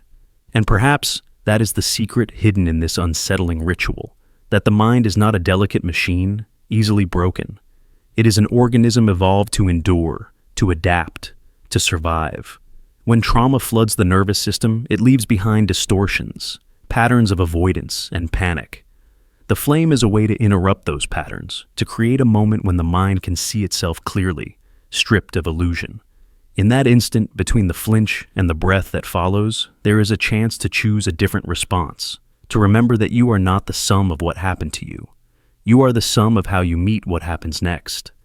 The flicker becomes a promise that no matter how unpredictable the darkness, you have within you the capacity to survive it, to bear witness to your own resilience. So, if you ever find yourself in a place of fear, imagine that flame. Imagine the flicker, the lurch, the surge, and the softening. And know that within the choreography of fright lies the possibility of renewal, because the mind can be rebooted, not through denial, but through the deliberate embrace of the fear it was trying so hard to escape. Spiderweb calibration, among the more obscure techniques practiced in secret chambers and forest enclaves, was something almost too strange to believe, a rite known as spiderweb calibration. To the uninitiated, it seemed little more than an eccentric test of nerve, a blindfolded person reaching out to touch strands of spider silk strung across a frame or doorway. But those who underwent it understood that this practice was devised not merely to provoke discomfort, but to dismantle and rebuild a person's entire sense of spatial awareness, trust, and perception. At its heart, spiderweb calibration was a way to reprogram the mind so it could navigate unseen spaces, both literal and psychic. The ritual began with absolute darkness. An initiate would be guided into a chamber lined with smooth stone. The only preparation permitted was a simple cleansing of the hands, because any lingering scent or oil could disrupt the delicate threads. A silk blindfold was tied across the eyes so securely that even the light of a lantern pressed to the cheek would not penetrate. In that blackness, the body's ordinary ways of knowing, vision, stable orientation, confidence in the floor beneath the feet, began to dissolve. Then came the web. Carefully harvested by practitioners who raised spiders in hidden alcoves, each strand was stretched across wooden frames in a pattern of unpredictable geometry. Some strands drooped so low they nearly brushed the floor. Others were angled high overhead. To the touch, they were almost invisible, lighter than a hair, yet strong enough to withstand the trembling hand of a novice. The initiate was instructed to step forward until the first thread kissed the skin. The purpose was not to identify the shape of the web, but to calibrate trust in perception itself. In ordinary life, you know where you stand because your eyes confirm it, but in the ritual, you had only the whisper of a strand against your wrist or cheek, a touch so delicate that many initiates believed they were imagining it. And in that uncertainty, something transformative began to happen. A participant's breathing often became shallow. The mind strained to anticipate where the next thread might appear, but prediction always failed. A strand would alight on the neck, on the knuckle, on the collarbone, and every time it did, the body jolted in recognition, proof that something was there even if it could not be seen. Over hours, that constant negotiation between doubt and sensation rewired the way the nervous system interpreted space. Some likened it to becoming a spider oneself, feeling the shape of the world through filaments of intuition. Clairvoyants in training were required to complete the calibration before they were ever allowed to attempt divination. Their elders believed that to perceive hidden currents of fate or emotion, one must first surrender the illusion that reality is neatly bounded by what the eyes can see.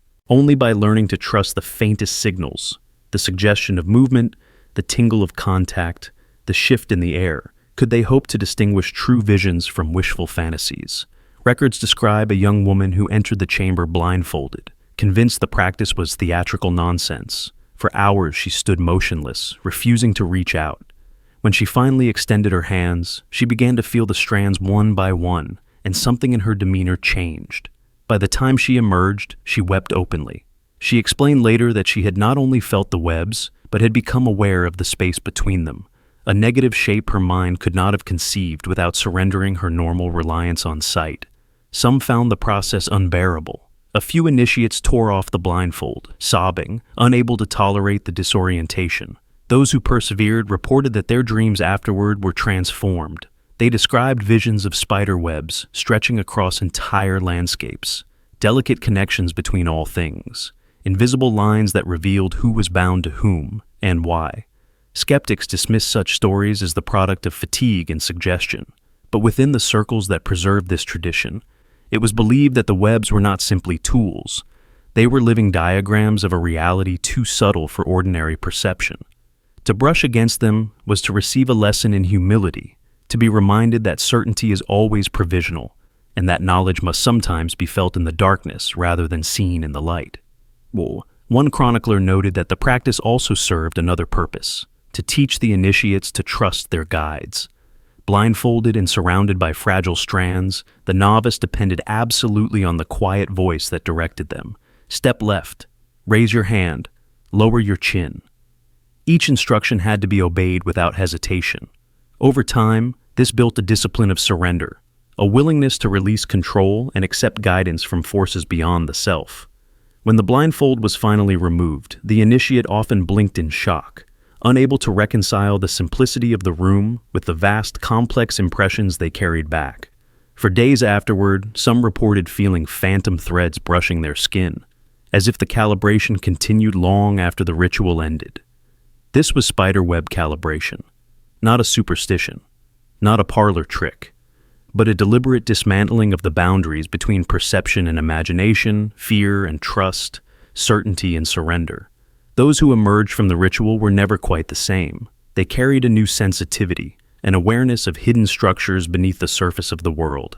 And perhaps, in their quiet moments, they wondered if all of life is woven from similar strands, so fine that only the bravest are willing to feel them. Wind message divination. Imagine an ancient temple at the edge of a vast desert, its pillars carved with symbols that no longer appear in any alphabet. At dawn, the wind would rise, carrying with it grains of dust that moved like living script across the flagstones. This was the birthplace of wind message divination, a practice so subtle that to the untrained eye, it looked like nothing but ritual breathing in an empty courtyard. But to those who knew, each inhalation was an instrument tuned to catch messages drifting unseen through the air. Practitioners believed that the wind was not random. It was the breath of something older than gods. And if you aligned your own breathing to its currents, you could decode fate itself. The process began before sunrise. You would stand facing the direction from which the wind had last spoken, north for endings, south for beginnings, east for revelations, west for concealment. Your feet were placed precisely over etched compass lines, your hands cupped before your mouth. Then the breathing began, a rhythmic cycle designed to mirror the pulse of the wind. Inhale for the count of 7 heartbeats. Hold for 3. Release for 9. As you exhaled, you were meant to scatter your doubts like husks. The wind, they said, would carry them away and return with answers hidden in the patterns of dust. Witnesses described how, on certain mornings, the grains would gather into lines or spirals that seemed to spell an answer only the seeker could understand. One account tells of a woman who asked whether her lost son would return.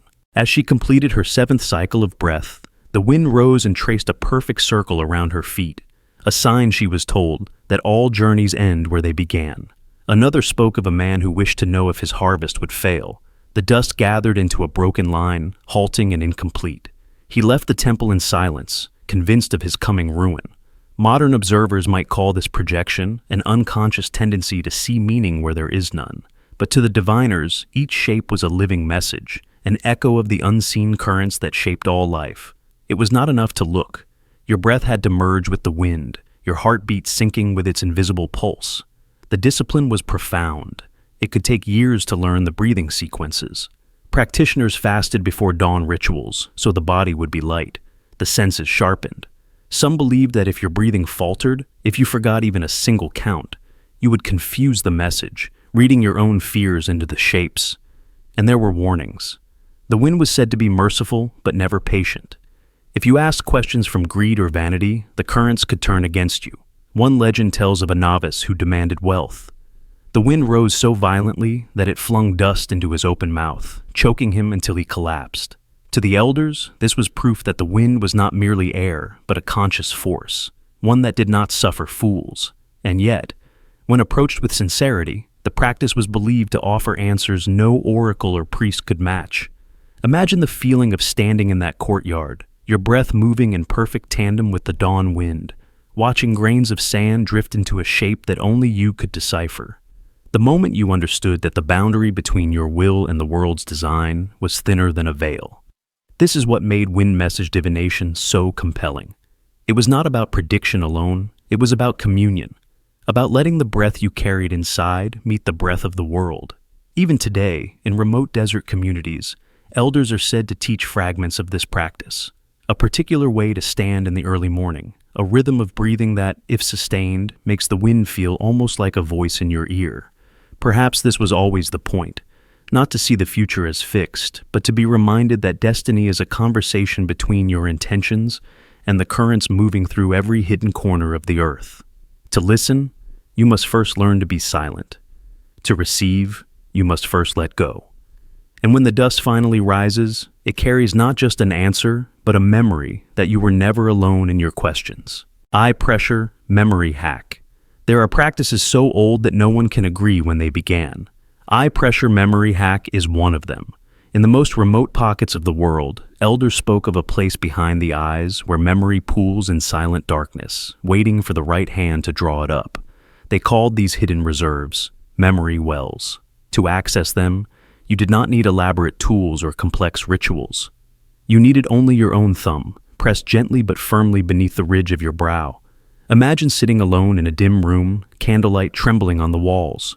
You bring your thumb to the soft hollow where your eye meets the bone. You close your lids and apply pressure, steady and insistent. At first, you feel only a mild discomfort, a dull ache radiating behind the socket.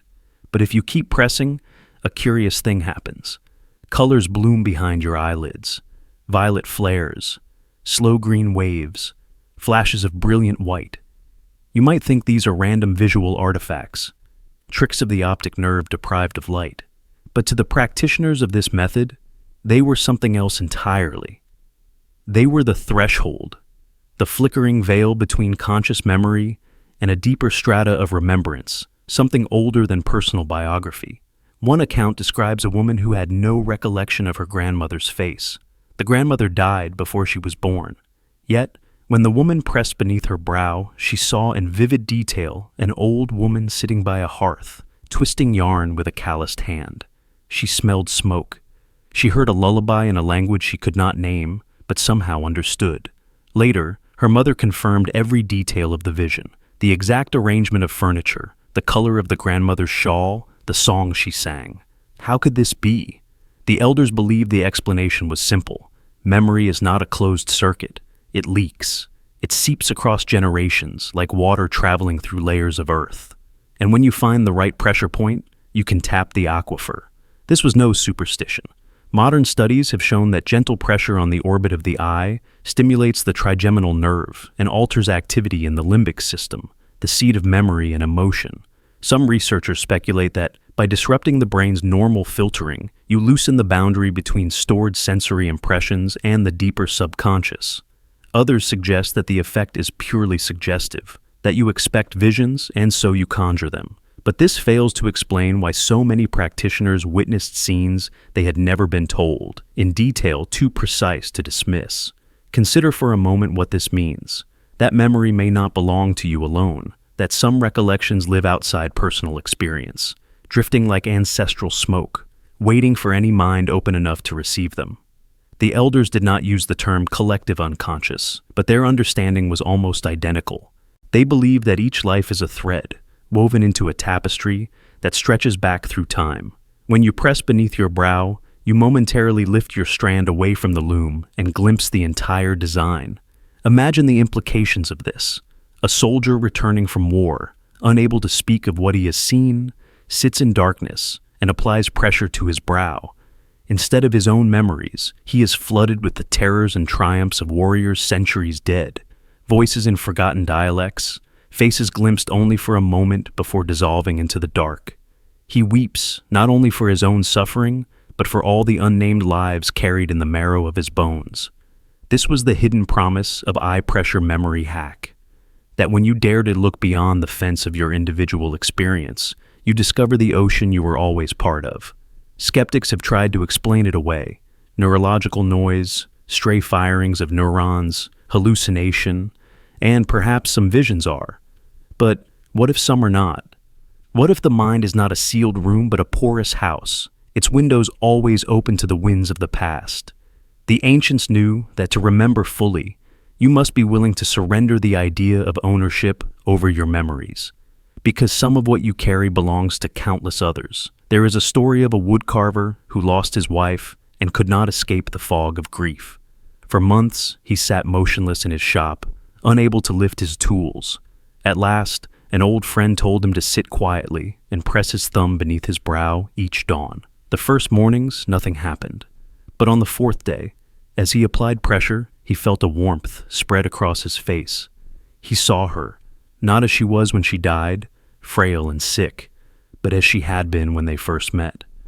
Laughing, cheeks flushed, hair tangled by wind. The vision only lasted a few seconds, but when it faded, he found he could breathe again. He could work. It was as if some blockage had been cleared, and the memory well no longer threatened to drown him. This was how the practice earned another name, the thumb of the ancestors, because it was not only a tool for curiosity, it was a medicine for the soul, a way to release the unspoken burdens you inherited, and to feel, even for a moment, that you were part of something vaster and more enduring than any single life.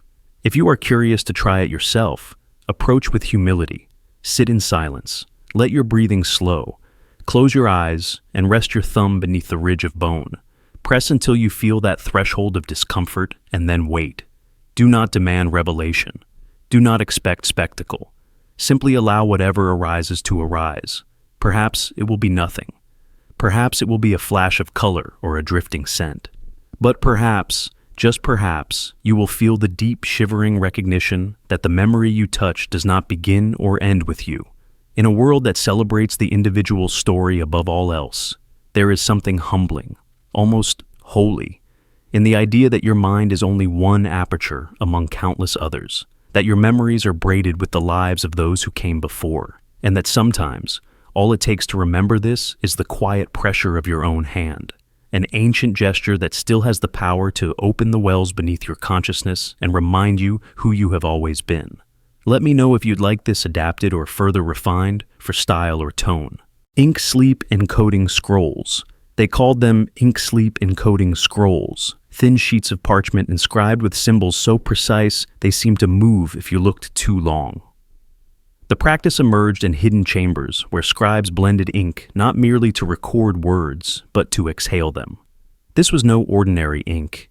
It contained resins, ground minerals, and botanical compounds chosen for one purpose: to release a vapor during sleep that entered the breath, the bloodstream, and finally the dreaming mind. The process was both delicate and exacting.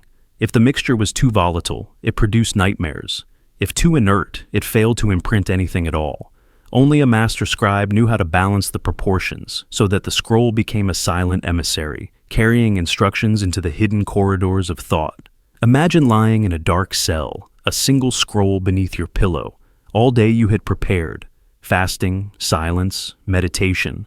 As your breathing slowed, you began to sense a faint aroma rising through the linen, sweet resin, bitter metallic tang, the earthy smell of powdered root. This was the threshold moment, when waking attention relaxed just enough for the scroll to begin its work. The ancients believed the human mind was written in layers, like a palimpsest, old memories and fears hidden beneath new impressions. To change a person, you had to write beneath the surface. This was not a metaphor. Those who used the scrolls reported that their dreams acquired a new texture, as if they were no longer passive witnesses, but readers decoding a hidden script. One described seeing luminous letters drifting through darkness, arranging themselves into sentences he somehow understood without translation. Another said her dreams became structured, scenes unfolding with an uncanny logic, each image linked by invisible threads. In time, the waking mind began to reorganize itself to match these dream scripts. Fears softened, obsessions dissolved. What had felt inevitable suddenly seemed optional. The effect could be profound. A warrior plagued by visions of defeat might sleep on a scroll woven with symbols of courage. Over weeks, his nightmares of failure gave way to dreams of resilience. A widow haunted by sorrow would dream of reunions, of open doors and warm voices. In each case, the ink's vapors laid down a new undercurrent in the psyche, one that persisted long after the scroll had faded. Skeptics called this suggestion, or coincidence, but practitioners argued that the mind, in sleep, becomes porous in a way science still struggles to explain. Today we know that smell is closely linked to memory. Scent molecules can bypass ordinary filters, traveling directly to the limbic system where emotion and memory are formed. The ancients did not speak of neurology, but they understood this pathway intuitively. The scrolls were engineered to exploit it. Some texts describe rituals to amplify the effect. A scribe would write the scroll by lamplight, chanting the recipient's name with each stroke. The ink was warmed gently so that its compounds would bind fully to the parchment. The scroll was then sealed in a clay jar for 9 days, absorbing a final charge of intention. Only then was it placed under the sleeper's pillow. If you can imagine a medicine that works not by touch or ingestion, but by the unseen currents of air, you begin to grasp why the ink-sleep encoding scrolls were revered. They were bridges between worlds, the tangible world of paper and breath, and the intangible realm of thought and dream. To lie in the dark, inhaling those molecules, was to consent to a rewriting. Those who tried it sometimes awoke with no memory of what had changed, only a sense that something heavy had lifted. Others described vivid dreams that felt more real than waking life, conversations with lost loved ones, journeys across impossible landscapes, confrontations with fears embodied as creatures of smoke. Over time, some traditions adapted the scrolls for other purposes, to instill devotion, to quiet rage, to inspire visions of the divine, but all shared the same principle, that the mind, in its most unguarded state, could be reached and re-scripted by ink that breathed. Consider what it would mean to place such a scroll beneath your own pillow, to trust that the words etched in secret would find their way into the hidden architecture of your thoughts, to accept that you might wake as someone subtly transformed. In an age of constant distraction and noise, the idea feels almost forbidden, that change could be quiet, invisible, and yet more lasting than any spoken advice. This was the power of ink-sleep encoding scrolls, a power born not of superstition, but of a profound understanding that dreams are not merely stories. They are the operating system of the self. And sometimes, the most potent way to rewrite that system is to let ink become breath, and breath become thought, until fear itself is replaced by a new script written in the language. Ritual forgetting ceremony, Nurturt.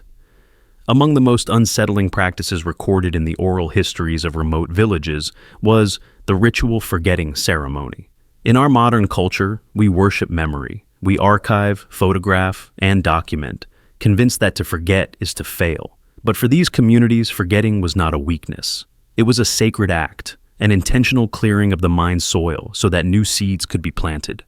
They believed memory could become a burden so heavy that it blocked the arrival of spiritual insight. So every few years, the elders gathered the people to perform a rite that would deliberately purge memory and open the mind to what they called the Great Download, a flood of impressions, visions, and wisdom that had no origin in personal experience. Imagine a long hall carved from dark timber, lit only by the glow of coals in shallow pits along the floor. The air is heavy with fragrant smoke, a mixture of herbs believed to weaken the hold of attachment. One by one, villagers step forward, carrying small tokens that represent the memories they are ready to surrender. A carved comb, a scrap of a child's garment, a folded piece of paper scrawled with a name. These tokens are placed on a central altar, a simple table draped in woven cloth the color of ash. When the last person has stepped back into the circle, the officiant begins to chant. This chant is no mere song. It is a meticulously crafted sequence of syllables that, when repeated for hours, alters consciousness. The first stage is disorientation. Participants close their eyes and feel the familiar landmarks of thought dissolve. Names lose their solidity. Faces blur. Time itself begins to wobble, as if past and present are no longer distinct. Some describe this phase as frightening, a sensation of being unmoored in darkness. But the elders taught that this was necessary. One must lose the illusion of stable memory before true forgetting can occur. When the chant reaches its crescendo, the officiant lifts a bowl of water and slowly pours it over the altar. The tokens vanish beneath the flow, some bobbing for a moment before sinking into darkness. This simple act is the ritual's pivot point, the final letting go. Participants are encouraged to feel, with every nerve, the significance of this surrender. You are not merely forgetting an event. You are relinquishing the idea that your identity depends on holding it. After the water is poured, silence descends. This is the most critical phase, the interval between forgetting and reception.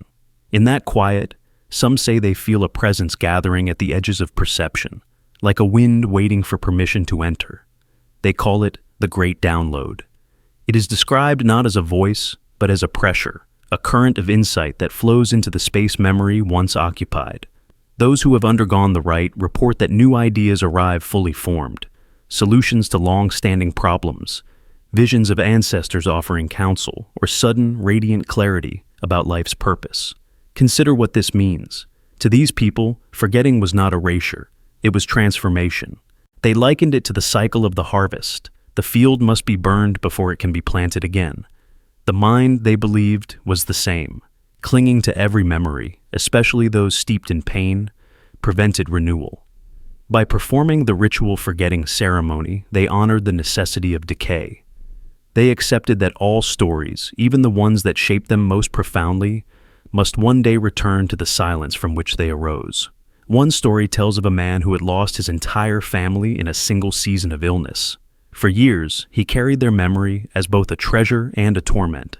When the ceremony came, he hesitated to surrender the tokens he had kept, a child's bracelet, a scrap of his wife's shawl, but the officiant reminded him, keeping them was not the same as loving them. Sometimes, the deepest love is the willingness to let go, to make space for the living. When he placed the objects on the altar and watched them disappear beneath the water, he felt a pain so intense it seemed to tear him apart. But in the days that followed, he experienced a lightness he had never known. New dreams came, dreams in which his family was not sick or dying but radiant, beckoning him forward into a life not defined by grief. Others came to the ceremony to release memories that were less tragic but no less constricting. Old betrayals, failures, identities that no longer fit. They understood that memory can become a prison when it calcifies. The act of ritual forgetting was their way of breaking down those walls. And in that breaking, they found something more precious than certainty. They found possibility. From a modern perspective, it is easy to dismiss such practices as superstition. But if you look closely, you will see a profound psychological insight embedded in this ancient rite. Neuroscience tells us that memory is not a fixed archive. It is an active process of reconstruction, vulnerable to suggestion, decay, and reinvention. By ritualizing forgetting, these communities acknowledge that our minds are constantly editing the past. Instead of fighting this impermanence, they embraced it as sacred, Imagine what it would feel like to stand in that hall, to watch the tokens of your most persistent memories sink beneath the water. Would you feel fear or relief? Would you resist the dissolution or surrender to it? This is the essence of the ceremony, to confront the truth that everything you remember is in some sense already slipping away, and that maybe, just maybe, that is not a tragedy, but a gift. The ritual forgetting ceremony teaches us that life is not about accumulating and preserving every moment. It is about making space for what comes next. It is about honoring what was while opening to what could be. And in that opening, we find a freedom that no archive can offer, a freedom rooted in the simple, humbling acceptance that forgetting is not failure. It is the fertile emptiness from which all new understanding grows. When the ceremony ends, the participants step back into the world with minds freshly scrubbed, hearts unburdened. They return to their lives not as people who have lost something, but as people who have been given a chance to begin again. And perhaps that is the most sacred reboot of all, the knowledge that we can always choose to release the past, to make space for the unknown, and to trust that in the silence left behind, something luminous is waiting to arrive. Moon pull breath cycle. In the long corridors of folk medicine and forgotten monastic disciplines, there is a practice rarely spoken of outside secret lineages, a method known as the moon pull breath cycle. In this technique, breath was not merely a means of sustaining life or calming the mind. It was a lever, a rhythmic tide synchronized to the waxing and waning of the moon itself. Those who practiced it believed that each person carried an ocean inside, a shifting body of feeling and memory. When the moon changed, this inner ocean rose and fell, and if its currents were never aligned, depression, what they called thought sludge, would begin to accumulate in the mind like silt choking a riverbed. Imagine living in a time when the moon was not a dead rock in the sky, but a living clock, an intimate companion that tugged invisibly at the liquids of the earth and the liquids within the body. To the practitioners of the moon pull breath cycle, it was self-evident that your moods ebbed and flowed in precise sympathy with those phases. New moon, when the sky was empty of light, was the time when melancholy settled deepest into the bones. Full moon was the moment when clarity could flood back into the channels of thought, if the breathing was correct. The discipline was demanding. It began with the keeping of a moon journal. Every night the practitioner would step outside, look up, and record the shape of the moon's face, a sliver of crescent, a swelling orb, a fading curve. This was not mere superstition. It was a mapping of the celestial pattern onto the body's own invisible tides. Once the phase was known, the breathing cycle would be adjusted accordingly. On nights of the waxing crescent, the breath was to be drawn in long, ascending waves, inhaling for counts of 7, exhaling for counts of 5, drawing energy upward to counter the early shadows of sadness. In the nights approaching the full moon, the counts shifted to perfect symmetry. Inhale and exhale both measured to 9, fostering equilibrium. When the moon began to wane, the pattern reversed.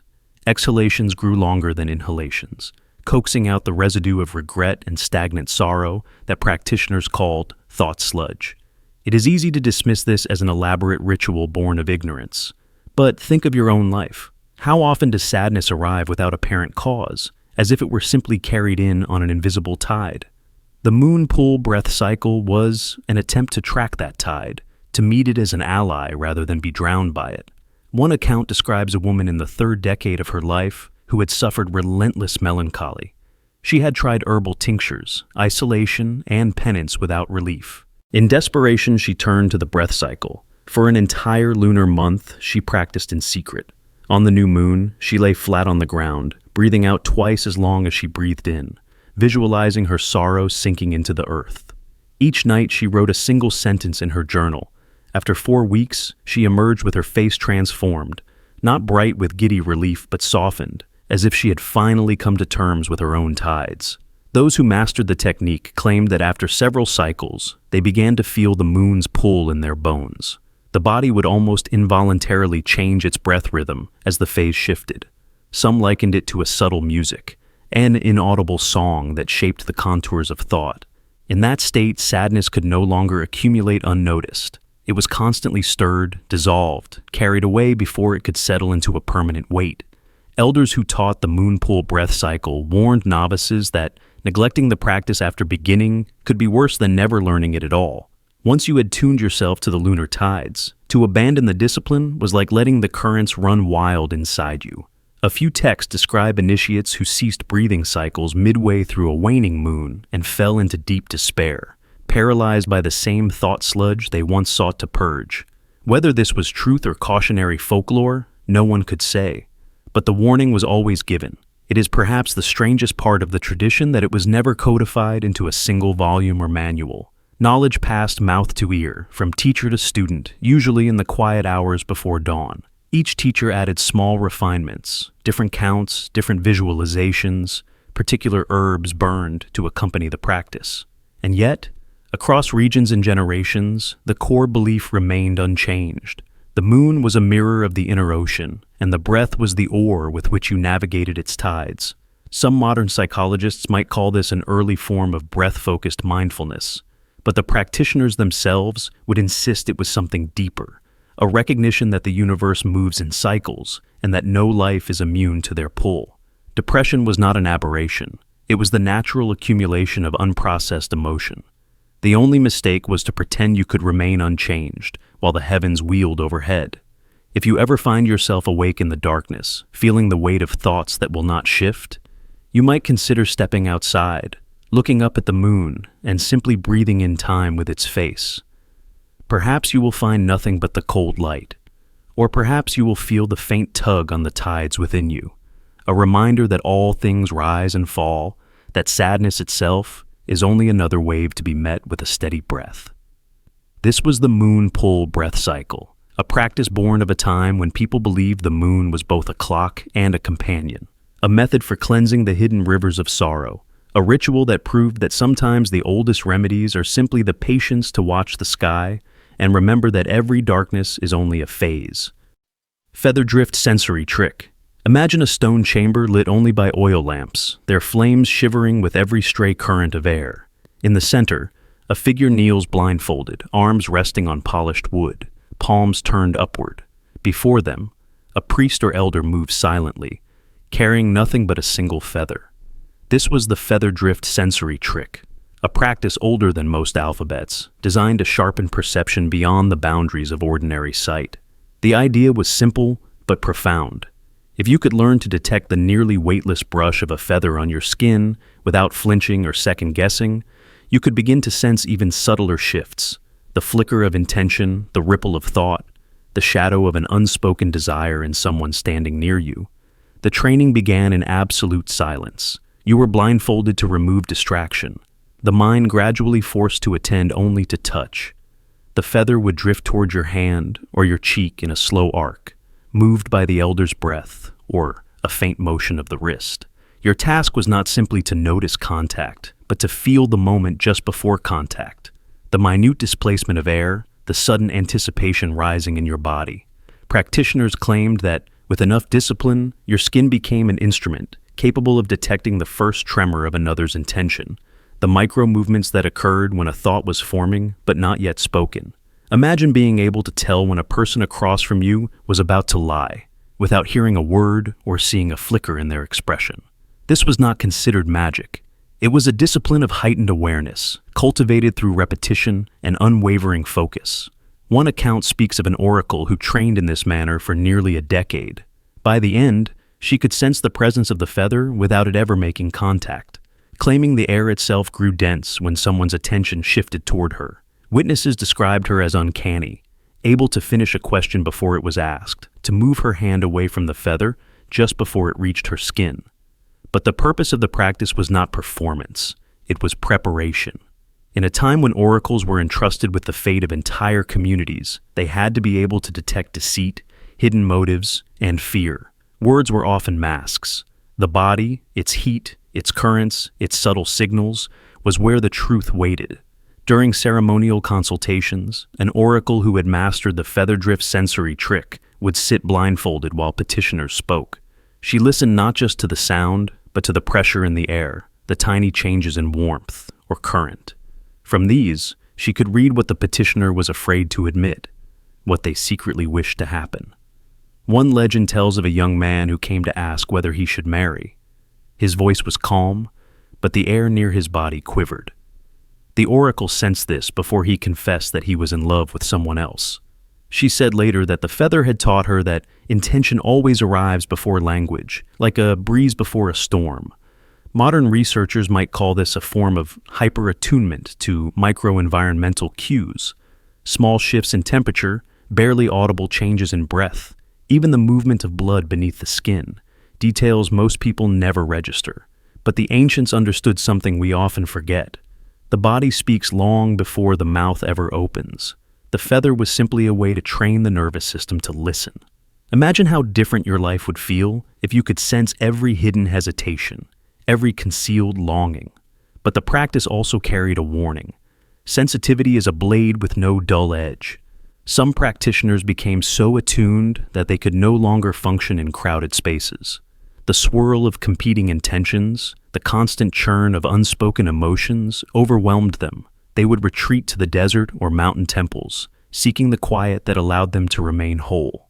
For the rest of their lives, they never again felt truly alone. Every movement of air was a message. Every flicker of current carried the trace of someone else's mind. This is what the feather drift sensory trick ultimately revealed, that our separateness is thinner than we think, that even the gentlest contact can contain the entire story of who we are, long before we speak it aloud. Fire scar. Thought seals. There are practices so extreme that even speaking of them feels like stepping into forbidden territory. Fire scar. Thought seals belong to that hidden catalog of rituals most people preferred not to acknowledge. And yet, across several cultures scattered like forgotten constellations, this was believed to be a method of last resort, a way to end the cycle of intrusive, self-destroying thoughts by giving them a permanent home somewhere they could never escape.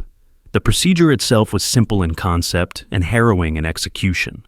A heated needle was used to carve small symbols into the scalp, sometimes just above the hairline, sometimes directly into the crown of the skull. Each symbol was unique to the practitioner's culture, often resembling a spiral, a crosshatch, or a jagged wave. But they all had the same purpose: to create a scar that would function as a prison, a seal. A final barrier between the mind and its own worst obsessions. Imagine a man haunted by the same memory every night, a single mistake that replayed behind his eyes until he could no longer eat or sleep. He would visit the shaman or the village elder and, in a hushed voice, confess that he was ready to surrender the thought forever.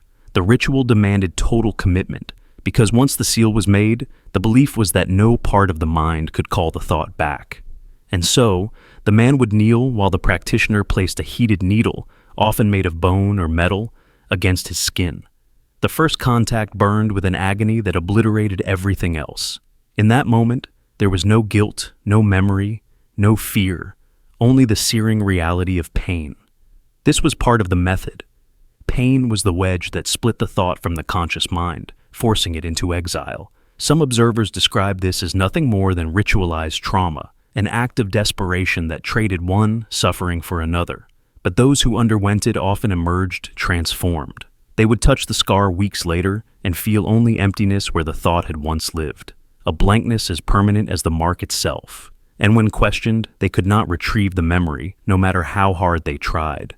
It sounds like fantasy, but consider modern neuroscience. Studies have shown that severe, focused physical pain can overwrite neural pathways connected to traumatic memory. In effect, the brain treats the event as so significant that it reprioritizes how it encodes experience. The fire scar. Thought seal was an unintentional hack of this process. It forced the mind to anchor itself to the pain so completely that the original thought could no longer surface.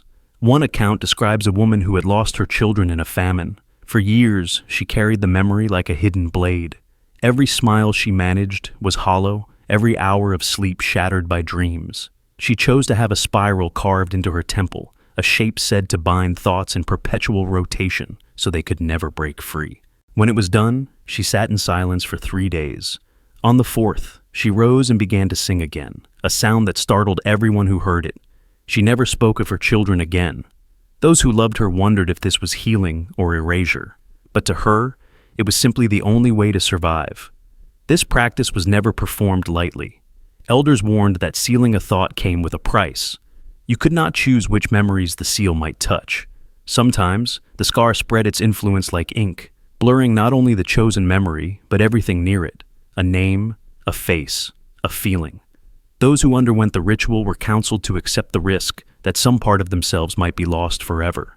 And yet, in communities where despair could not be medicated, where no therapy existed to soothe the psyche, the scar became a kind of salvation. In some tribes, the fire scars were worn openly, a visible declaration that the bearer had survived an inner war most would never glimpse. In others, they were hidden beneath hair or head coverings, secrets shared only with those who had walked the same path. But everywhere they were practiced, they inspired the same uneasy respect.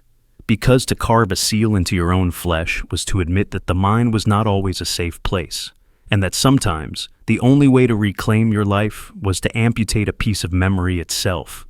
Modern sensibilities recoil at this idea. We are taught to preserve every recollection, to catalog and understand every wound. But perhaps there is something to learn from those who chose to seal away their anguish rather than endlessly examine it. Perhaps not every thought deserves to be kept alive. Perhaps some ghosts should be laid to rest, even if the cost is a scar that never fades. If you close your eyes and imagine the heat of the needle, the hiss of seared flesh, the shuddering relief as the thought begins to fade, you may feel an echo of the desperation that drove people to this ritual. It is not so different in spirit from the modern impulse to drink, to medicate, to distract, to do anything to escape the loop of pain. The only difference is that they made their decision visible, irreversible. Tonight, as you listen to this, consider the thoughts you revisit again and again, the ones that rise unbidden, their edges sharp no matter how much time has passed. Imagine what it would mean to know you could end them forever, to trade the burden of memory for the certainty of forgetting. Would you do it? Would you pay the price of a scar for the chance to live unhaunted? This is the question fire scar thought seals asked of every soul brave enough to kneel beneath the needle. It is a question that has no easy answer. Only the quiet knowledge that sometimes the only way forward is to leave part of yourself behind, and that even in the darkness of forgetting, there can be a kind of peace.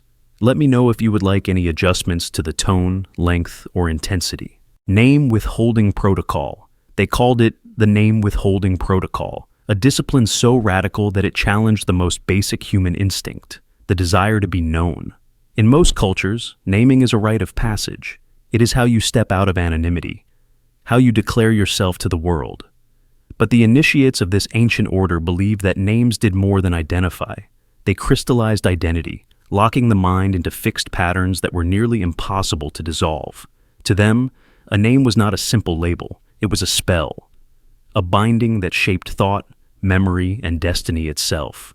Imagine growing up without a name. Imagine that every time someone tried to call you something, you were taught to remain silent, to let the impulse to respond wash over you without surrendering. This was the first lesson, that the self is not the word people use to summon it, that the essence of who you are exists before language ever touches it. The initiates trained for years to master this discipline. They learned to function in communities without labels. In place of names, they used gestures, glances, or subtle intonations. To outsiders, it looked like secrecy or arrogance. But within the order, it was seen as a form of mental fluidity, a way to remain unfixed, to avoid the gravity of a singular identity.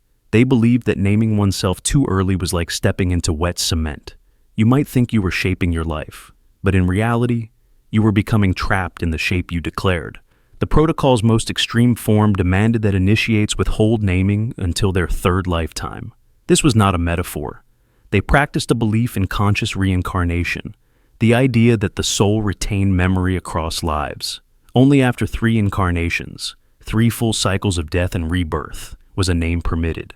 By then, they claimed, the soul had gathered enough perspective to choose a name that would not bind it too tightly.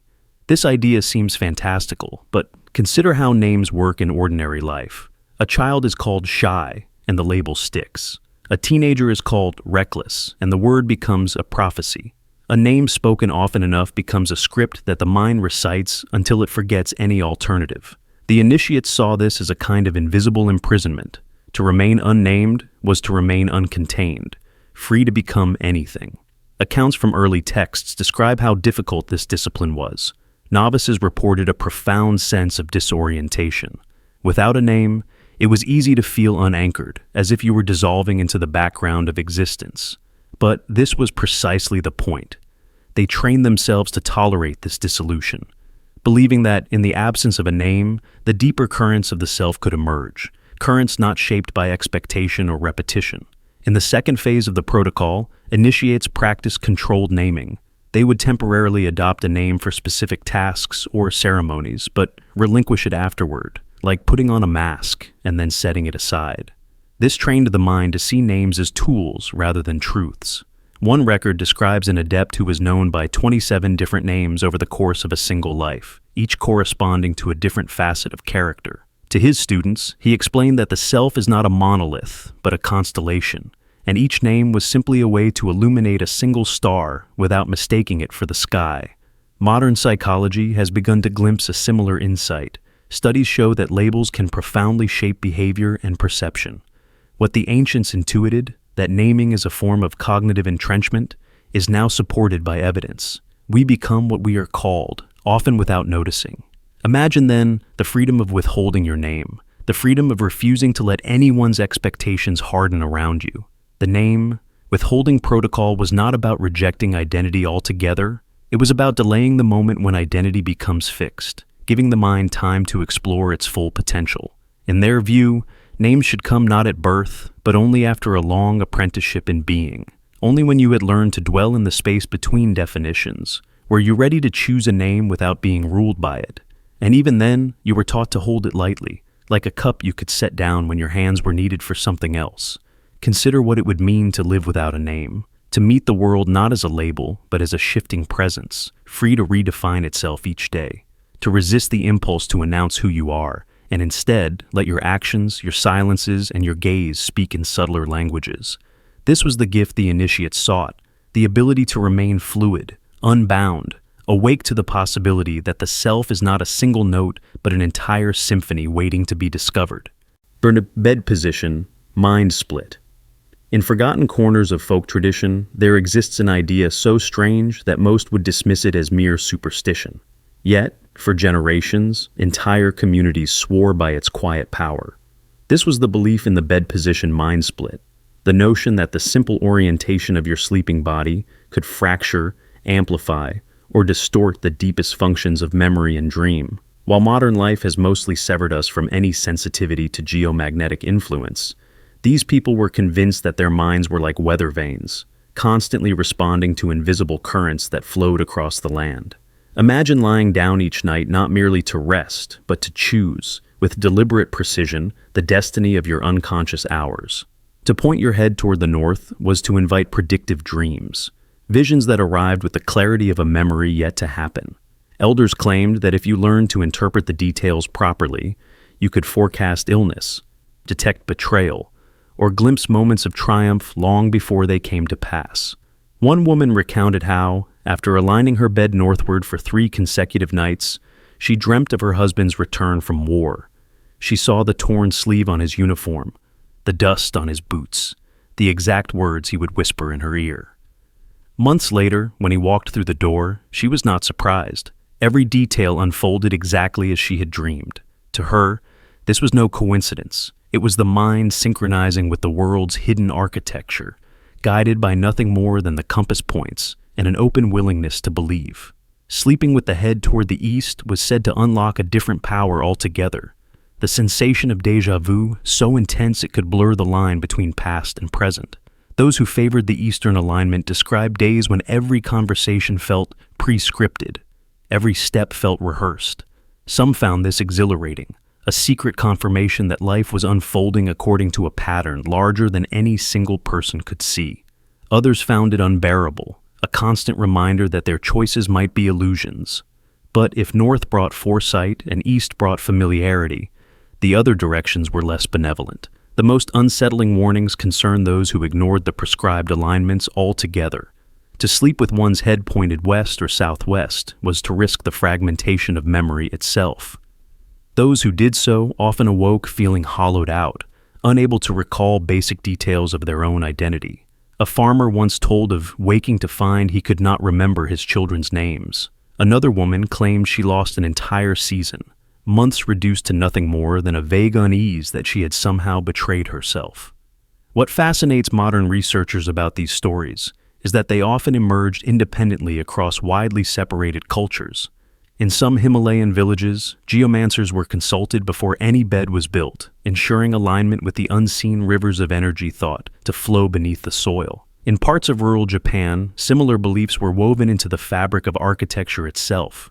Houses laid out to protect sleepers from the corrupting influence of improper orientation. Skeptics, of course, argued that these traditions were born of fear and ignorance, desperate attempts to impose order on the randomness of memory. But there is something undeniably compelling in the idea that memory and dream could be so intimately bound to direction. It suggests that the mind is not a sealed chamber, but a sensitive instrument, one that can be tuned or detuned by forces we cannot easily measure. Consider how you sleep. You likely choose your bed's position for convenience or aesthetics, proximity to a window, the angle of a door, the reach of a lamp. But to those who practice the bed position mind split, every night was a ritual of orientation, a negotiation with forces older than language. They understood that to sleep facing one way was to court prophecy, to face another was to risk forgetting. In this worldview, the body was an antenna, and the bed a dial you could adjust to change the station of your mind. One particularly haunting account describes a man who became addicted to the feeling of predictive dreams. Night after night, he aligned himself north, seeking ever more precise glimpses of the future. But eventually, he could no longer distinguish dream from reality. He claimed to see accidents before they happened, arguments before they began, funerals he could not prevent. In the end, he dismantled his bed and slept on the floor, hoping to blunt the visions that had become his torment.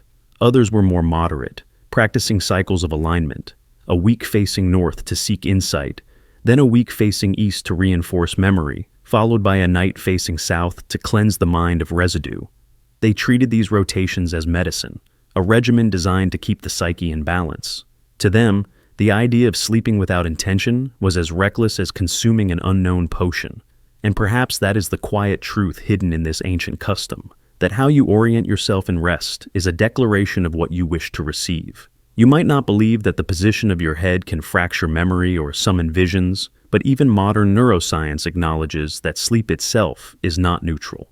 The brain's electrical activity shifts as the body turns. Subtle changes in posture can affect circulation, respiration, and the movement of cerebrospinal fluid. These people simply went further, mapping those shifts onto the landscape itself, weaving them into a cosmology where direction and destiny were inseparable. Imagine for a moment adopting this perspective yourself. Tonight, as you approach your bed, you pause, you stand beside it, compass in hand, and ask yourself, what am I seeking? Do I long for a glimpse of what comes next? Do I crave the comforting familiarity of déjà vu? Or am I prepared to risk the dissolution of memory for the chance to start anew? In that moment, you have become something rare, a conscious dreamer, someone who understands that rest is not merely an escape, but a doorway. And how you approach that doorway determines what you find on the other side. In the end, the bed position mind split is more than a superstition. It is a reminder that our minds are not as sealed or as stable as we wish to believe. They are porous, responsive, and in some ways exquisitely fragile. And when we choose to align ourselves, whether in body or intention, we are not merely adjusting our comfort. We are declaring which currents we trust to shape us as we sleep. Clay memory absorption trick. In the scattered annals of folk healing, there is a ritual so peculiar that many modern readers mistake it for a metaphor, a practice known simply as the clay memory absorption trick. It was neither a metaphor nor a superstition to those who performed it. It was a deliberate method to rid the mind of memories too heavy to be carried further, an attempt to transmute private sorrow into something the earth itself could digest. To the uninitiated, it appeared as a humble rite, a person chewing a lump of river clay soaked in oil, then burying it in a shallow grave. But for those who believed, this was nothing less than an act of extraction, a way to coax grief or shame out of the body and into something tangible so it could be left behind forever. The origins are difficult to trace. Some accounts suggest it arose independently in several river valley cultures, from the marshlands of Mesopotamia to the deltas of India, What they shared was the conviction that clay, soft, absorptive, elemental, could serve as a vessel for emotion. Just as it could be shaped into jars that held wine or grain, it could be shaped into a receptacle for sorrow. The preparation of the clay was a ceremony in itself. At dawn, a practitioner would collect wet clay from the banks of a river, never from stagnant pools, which were thought to harbor staleness of spirit. The clay was pressed between the palms, squeezed to remove excess water, then left in the sun until it thickened to the consistency of soft dough. Over the course of a day, the practitioner would anoint it with oil, often infused with herbs like sage or myrrh. This oil was believed to act as a solvent, loosening memories that clung stubbornly to the heart. At dusk, the person seeking release would be led to the clay. They were instructed to sit cross-legged, to focus on the memory they wished to expel, a regret that would not fade, a betrayal that returned in dreams, a humiliation replayed over and over. With eyes closed, they held the clay against their chest and breathed until the rhythm of the heartbeat seemed to echo in the cool, damp mass. Then came the most difficult part, the chewing. The clay was placed in the mouth, and the jaws began their slow work. The taste was earthy and bitter.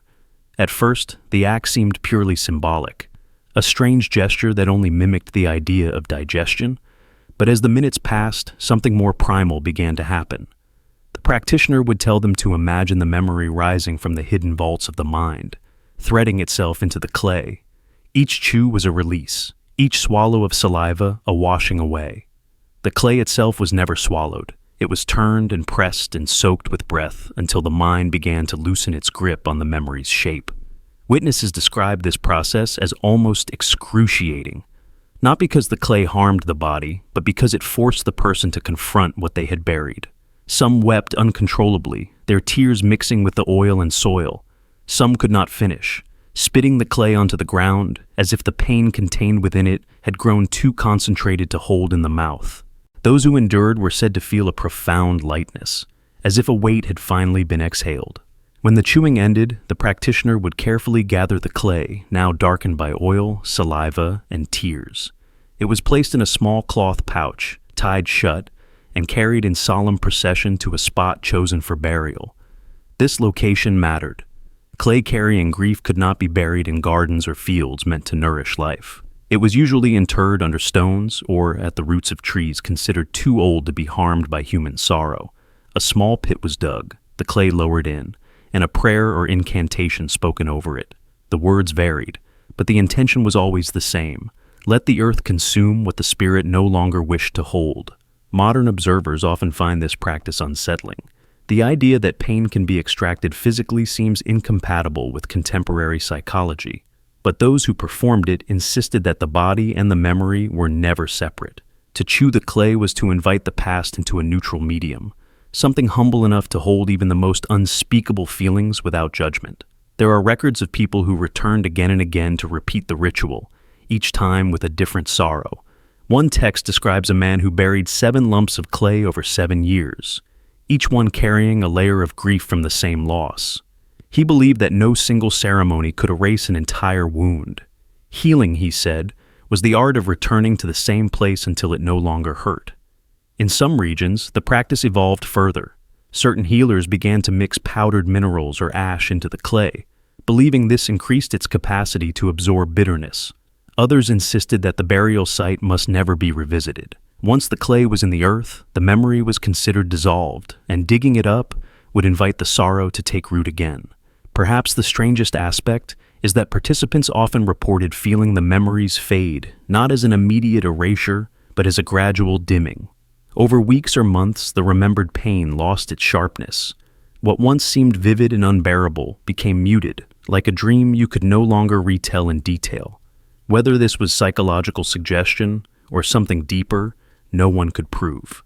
But for those who had lived too long under the weight of sorrow, the result was enough. This was the clay memory absorption trick, a humble rite of chewing earth to reclaim peace. A reminder that sometimes, to heal, you must make your pain visible, give it shape, taste, and weight, and then bury it where it can harm you no longer. Time-breaking drum cycle. Imagine a circular chamber carved into a cliff face, its walls etched with spirals no one alive could translate. In the center, A ring of drummers sits cross-legged, each holding an instrument stretched with animal skin, its surface smoothed to a pale sheen. As dusk falls, torches are lit, their smoke rising in thin columns. This is the beginning of the time-breaking drum cycle, a practice that even other mystics regarded with a mixture of awe and fear. The principle was deceptively simple. Drums struck at exactly 9 hertz, 9 beats per second, could disrupt ordinary time perception, not just by making it feel slower or faster, but by fracturing it all together. The drummers believed that within this fracture, a practitioner could glimpse what they called sideways time, a state where the past, present, and every possible future folded into one vibrating field. Imagine sitting there as the first beats began, a pulse so deep it bypassed your ears and settled directly into your bones. The rhythm did not speed up or slow down. It remained unwavering, a perfect 9 cycles each second. After several minutes, witnesses described a strange effect. The sense of linear time, the feeling of one moment following another, began to dissolve. One practitioner wrote that during the ritual, he could remember events that had not yet happened, as if they were stored in a room he could step into at will. Another claimed she could edit her memories, changing outcomes by aligning her heartbeat with the drum's rhythm. She described seeing herself walk away from arguments she had once escalated, feeling the memory reweave itself in real time. To those outside the circle, the drummers appeared in a trance, swaying as one organism, their breathing and strikes perfectly synchronized. But inside, participants reported visions of branching corridors lined with flickering versions of their own lives. Each path was a different possibility, choices they had made or failed to make. The drumming was the key that unlocked the doors. Modern neuroscientists might explain this as entrainment, the process by which external rhythms synchronize brainwaves. Studies have shown that frequencies near 9 hertz can induce theta states, associated with vivid imagery and altered sense of self. But to the drummers, it was something more, a communion with the hidden architecture of reality. They believed time was not a river, but a field, and the drum was how you learned to walk across it. And there were rules. The cycle could not be ended abruptly. To stop without a gradual decrescendo was to risk what they called temporal recoil, a violent snap back into linear awareness, often accompanied by nausea, confusion, or permanent disorientation. One legend tells of a drummer who, in defiance of his elders, ended the ritual in a single stroke. When he stood up, he was unable to recognize his own family. He wandered the desert repeating the same phrase, "I came back sideways." It was said he lived out the rest of his days seeing every moment layered atop every other, unable to tell which was real. Those who completed the cycle properly, however, often spoke of a gift that lingered, a softening of regret, a sense that every choice still shimmered with possibility. The drum, they said, was not merely an instrument, but a map, a way to feel that no moment was truly final. If you have ever felt time slow in crisis or felt memories return in fragments you cannot place, you have tasted a fraction of what the time-breaking drum cycle attempted to harness. Imagine knowing that every heartbeat, every breath, every drum beat could tilt reality by a hair's breadth, that even the past was not beyond reach if you learned to step sideways. Perhaps that was the most unsettling lesson of all. That time, the force we believe most fixed, was as fragile as a spider's web in the wind. Ocean silence, collapse. There is a place far below the surface of the ocean, where all the sounds you know vanish. No voices, no waves, no heartbeat drumming in your ears, only a darkness so complete it feels alive.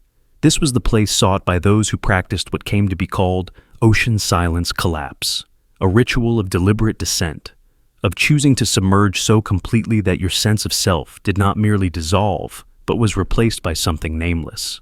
The practice began with an understanding that the ocean is not merely water. It is a kind of living memory, a vast unconscious that remembers everything it has swallowed. To enter it willingly, with the intention to forget yourself, was to invite a dissolution deeper than sleep or madness.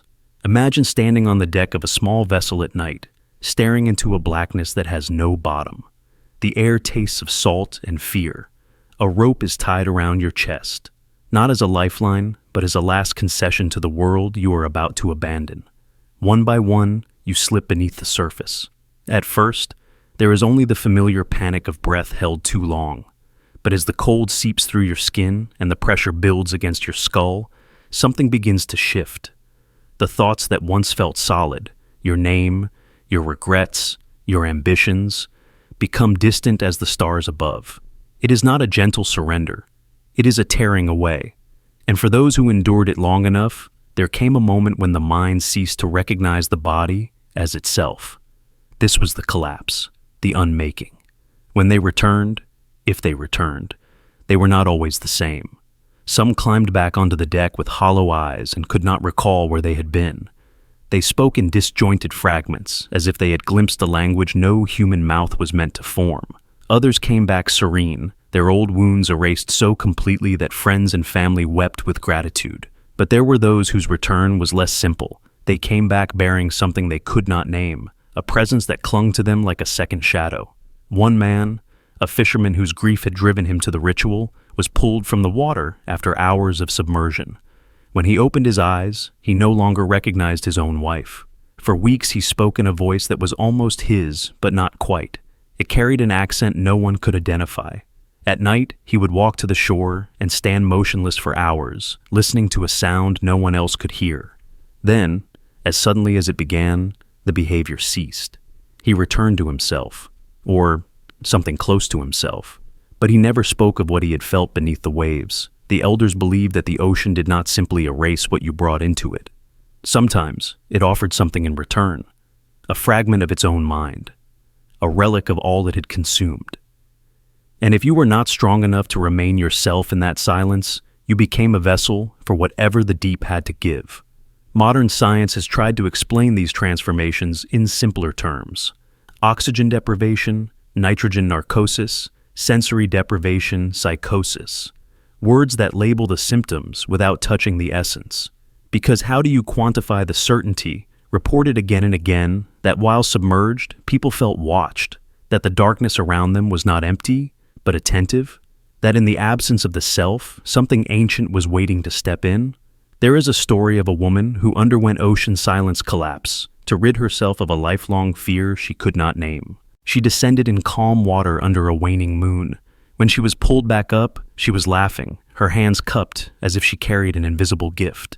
For months afterward, she was transformed, fearless, radiant, almost otherworldly.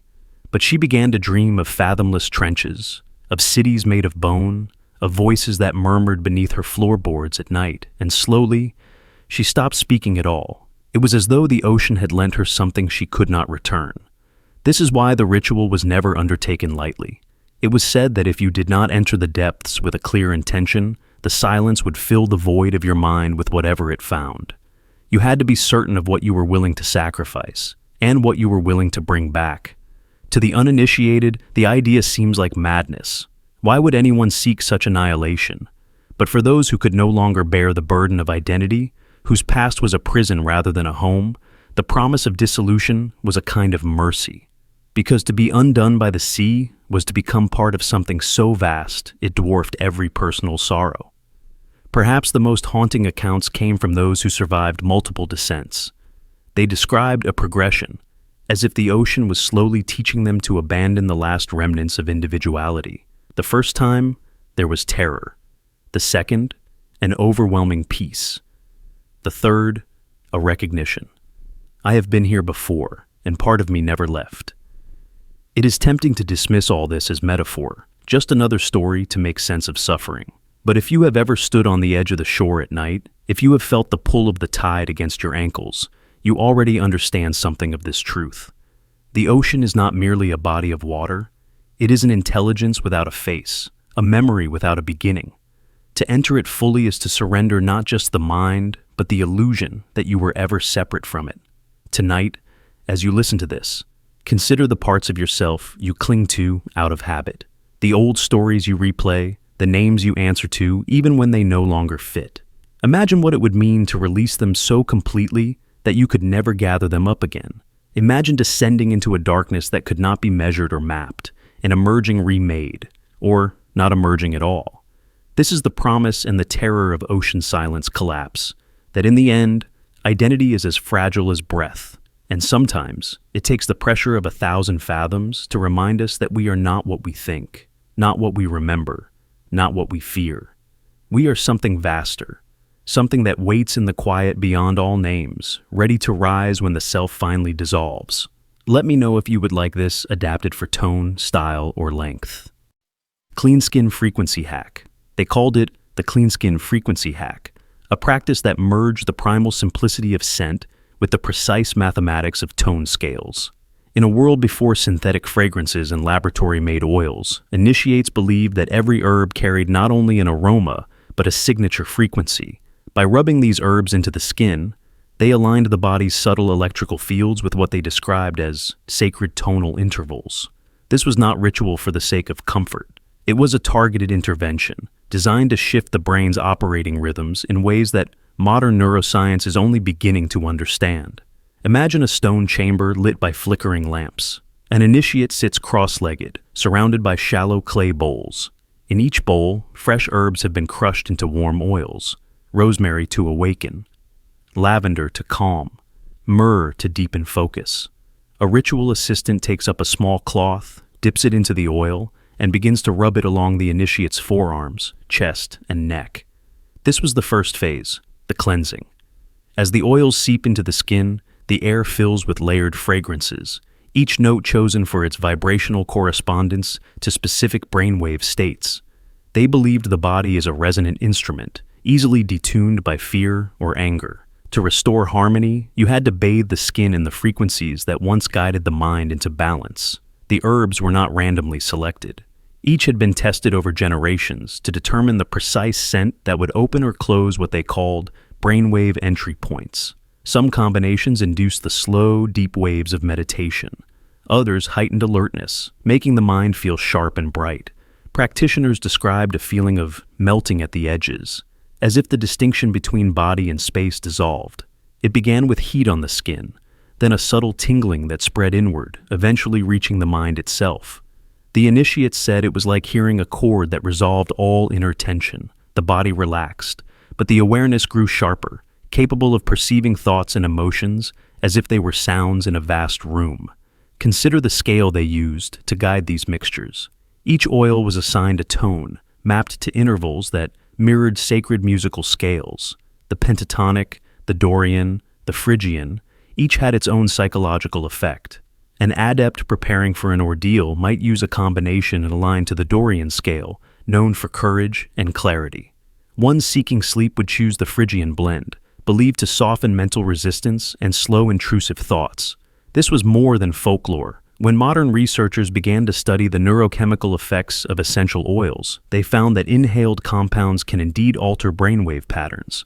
Lavender increases alpha waves, linked to relaxed focus. Rosemary boosts beta waves, associated with alert concentration. The ancients may not have spoken of serotonin or neural oscillations, but they understood in practice what science now describes in data. Over time, the clean skin frequency hack evolved into a layered ritual. In the second phase, after the initial rub, the initiate would sit in complete silence. No movement, no speech. The oil's molecules continued to rise into the air, forming an invisible atmosphere. With each breath, the compounds entered the bloodstream, carrying their encoded instructions. As the minutes passed, brainwave entrainment began. Observers noted that even those untrained in meditation would enter states of deep stillness, sometimes in less than 15 minutes. One record tells of an adept who used a particular combination, cedarwood, frankincense, and clary sage, before a prophetic vision. He emerged hours later convinced he had glimpsed the hidden geometry of human thought. Another spoke of a woman who used rose and sandalwood to heal grief, describing a dream where her sorrow transformed into a radiant garden. Imagine what it means to treat the skin not as a boundary, but as a portal, to rub oils into your flesh, knowing that their unseen frequencies are tuning your mind like an instrument. The ancients believed the body was simply the densest layer of a much larger field of awareness. To change the body's resonance was to change the mind's most secret architecture. In today's world, we often dismiss such practices as superstition. But if you have ever felt your mood shift with a single scent, fresh rain, burning wood, a familiar perfume, you have glimpsed the principle in action. Scent is the most direct path to memory, emotion, and the brain's electrical symphony. The clean skin frequency hack was an art of deliberate entrainment, a reminder that your consciousness is not fixed, but fluid, always responsive to the frequencies you invite into your body. To practice it is to remember that your skin is not merely a surface, it is the threshold through which transformation begins. Reverse reflection whispering. In the hidden annals of folk rituals, there is one practice that lingers like an echo you cannot shake. It was called reverse reflection whispering, a name that sounds innocuous until you learn what it truly implied. At its heart was a belief that every mirror is a threshold, a membrane separating the self you know from the self you dare not acknowledge. The one that watches you when your guard is down, when your dreams are unguarded, when your mind is soft and malleable. The practitioners called it the self that watches you sleep. Unlike ordinary mirror gazing, which sought glimpses of ancestors or omens, reverse reflection whispering required turning the mirror so that its polished surface faced away, hidden, blank, denied the power to show you anything. And it was into the back of this unseen surface that the whisperer poured their mantras. Delicate phrases spoken so quietly, they seemed to vanish before they reached the air. To modern minds, this appears absurd, whispering to the opaque side of a mirror. But those who practiced it believed that by denying the reflection, they invited the observer behind it to step closer. Imagine a candlelit room at midnight, a mirror propped carefully against the wall, its silvered face turned away. A woman kneels, her forehead pressed to the cool wood backing, her breath warming the frame as she repeats her mantra, "I surrender the life I planned. I invite the life that awaits." Over and over, the words slip between her lips.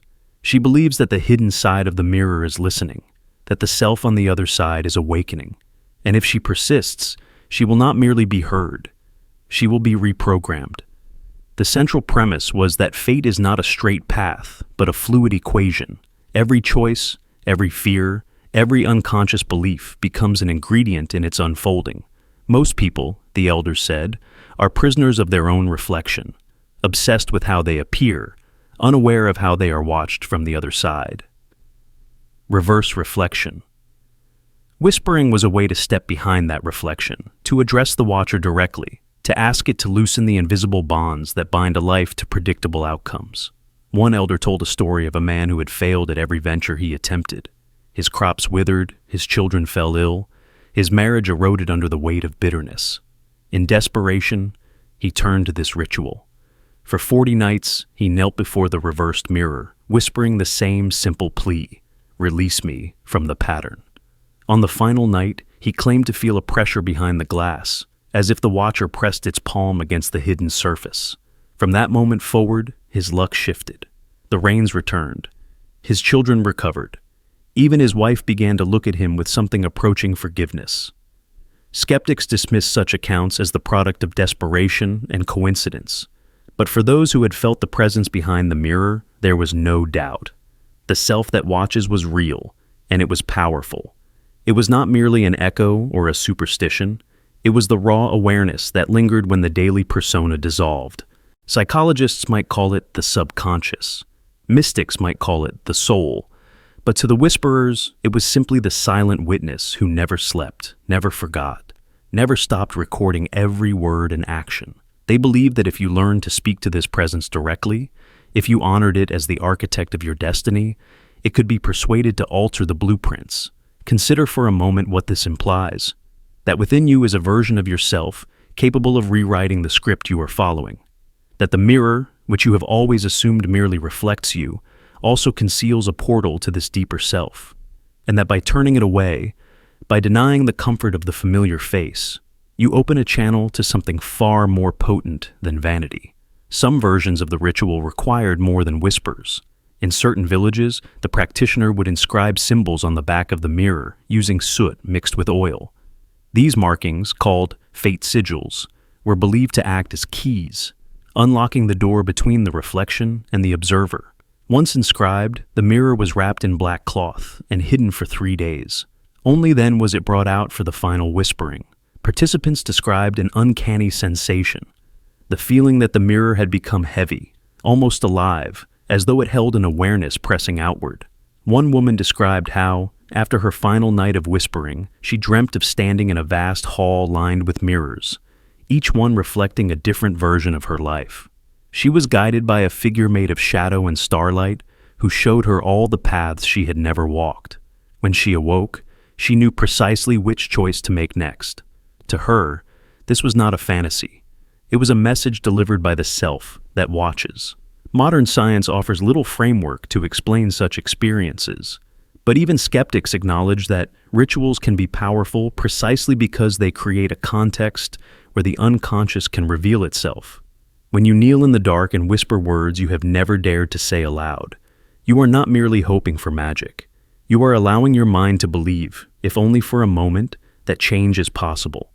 And sometimes, that belief is enough to alter the course of a life. Imagine performing this ritual yourself. You stand in the silent room, the mirror turned away. You feel the absurdity, the vulnerability, and then you whisper, "I am ready to see what I have hidden from myself." The words do not echo. They do not announce their importance. They vanish into the stillness.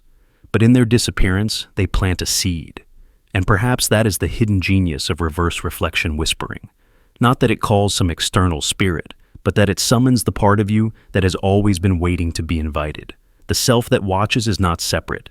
It is you, distilled, unguarded, unafraid to speak the truth you spend your days avoiding. When you dare to speak to it, when you turn the mirror and abandon the familiar reflection, you take the first step toward becoming the person who does not merely endure fate, but shapes it. In the end, this ritual is a reminder that every mirror holds more than an image. It holds a question. Who are you when no one is watching, except the self that never stops watching? And if you are brave enough to whisper into that hidden gaze, you may find that your life is far more mutable than you have ever dared to believe.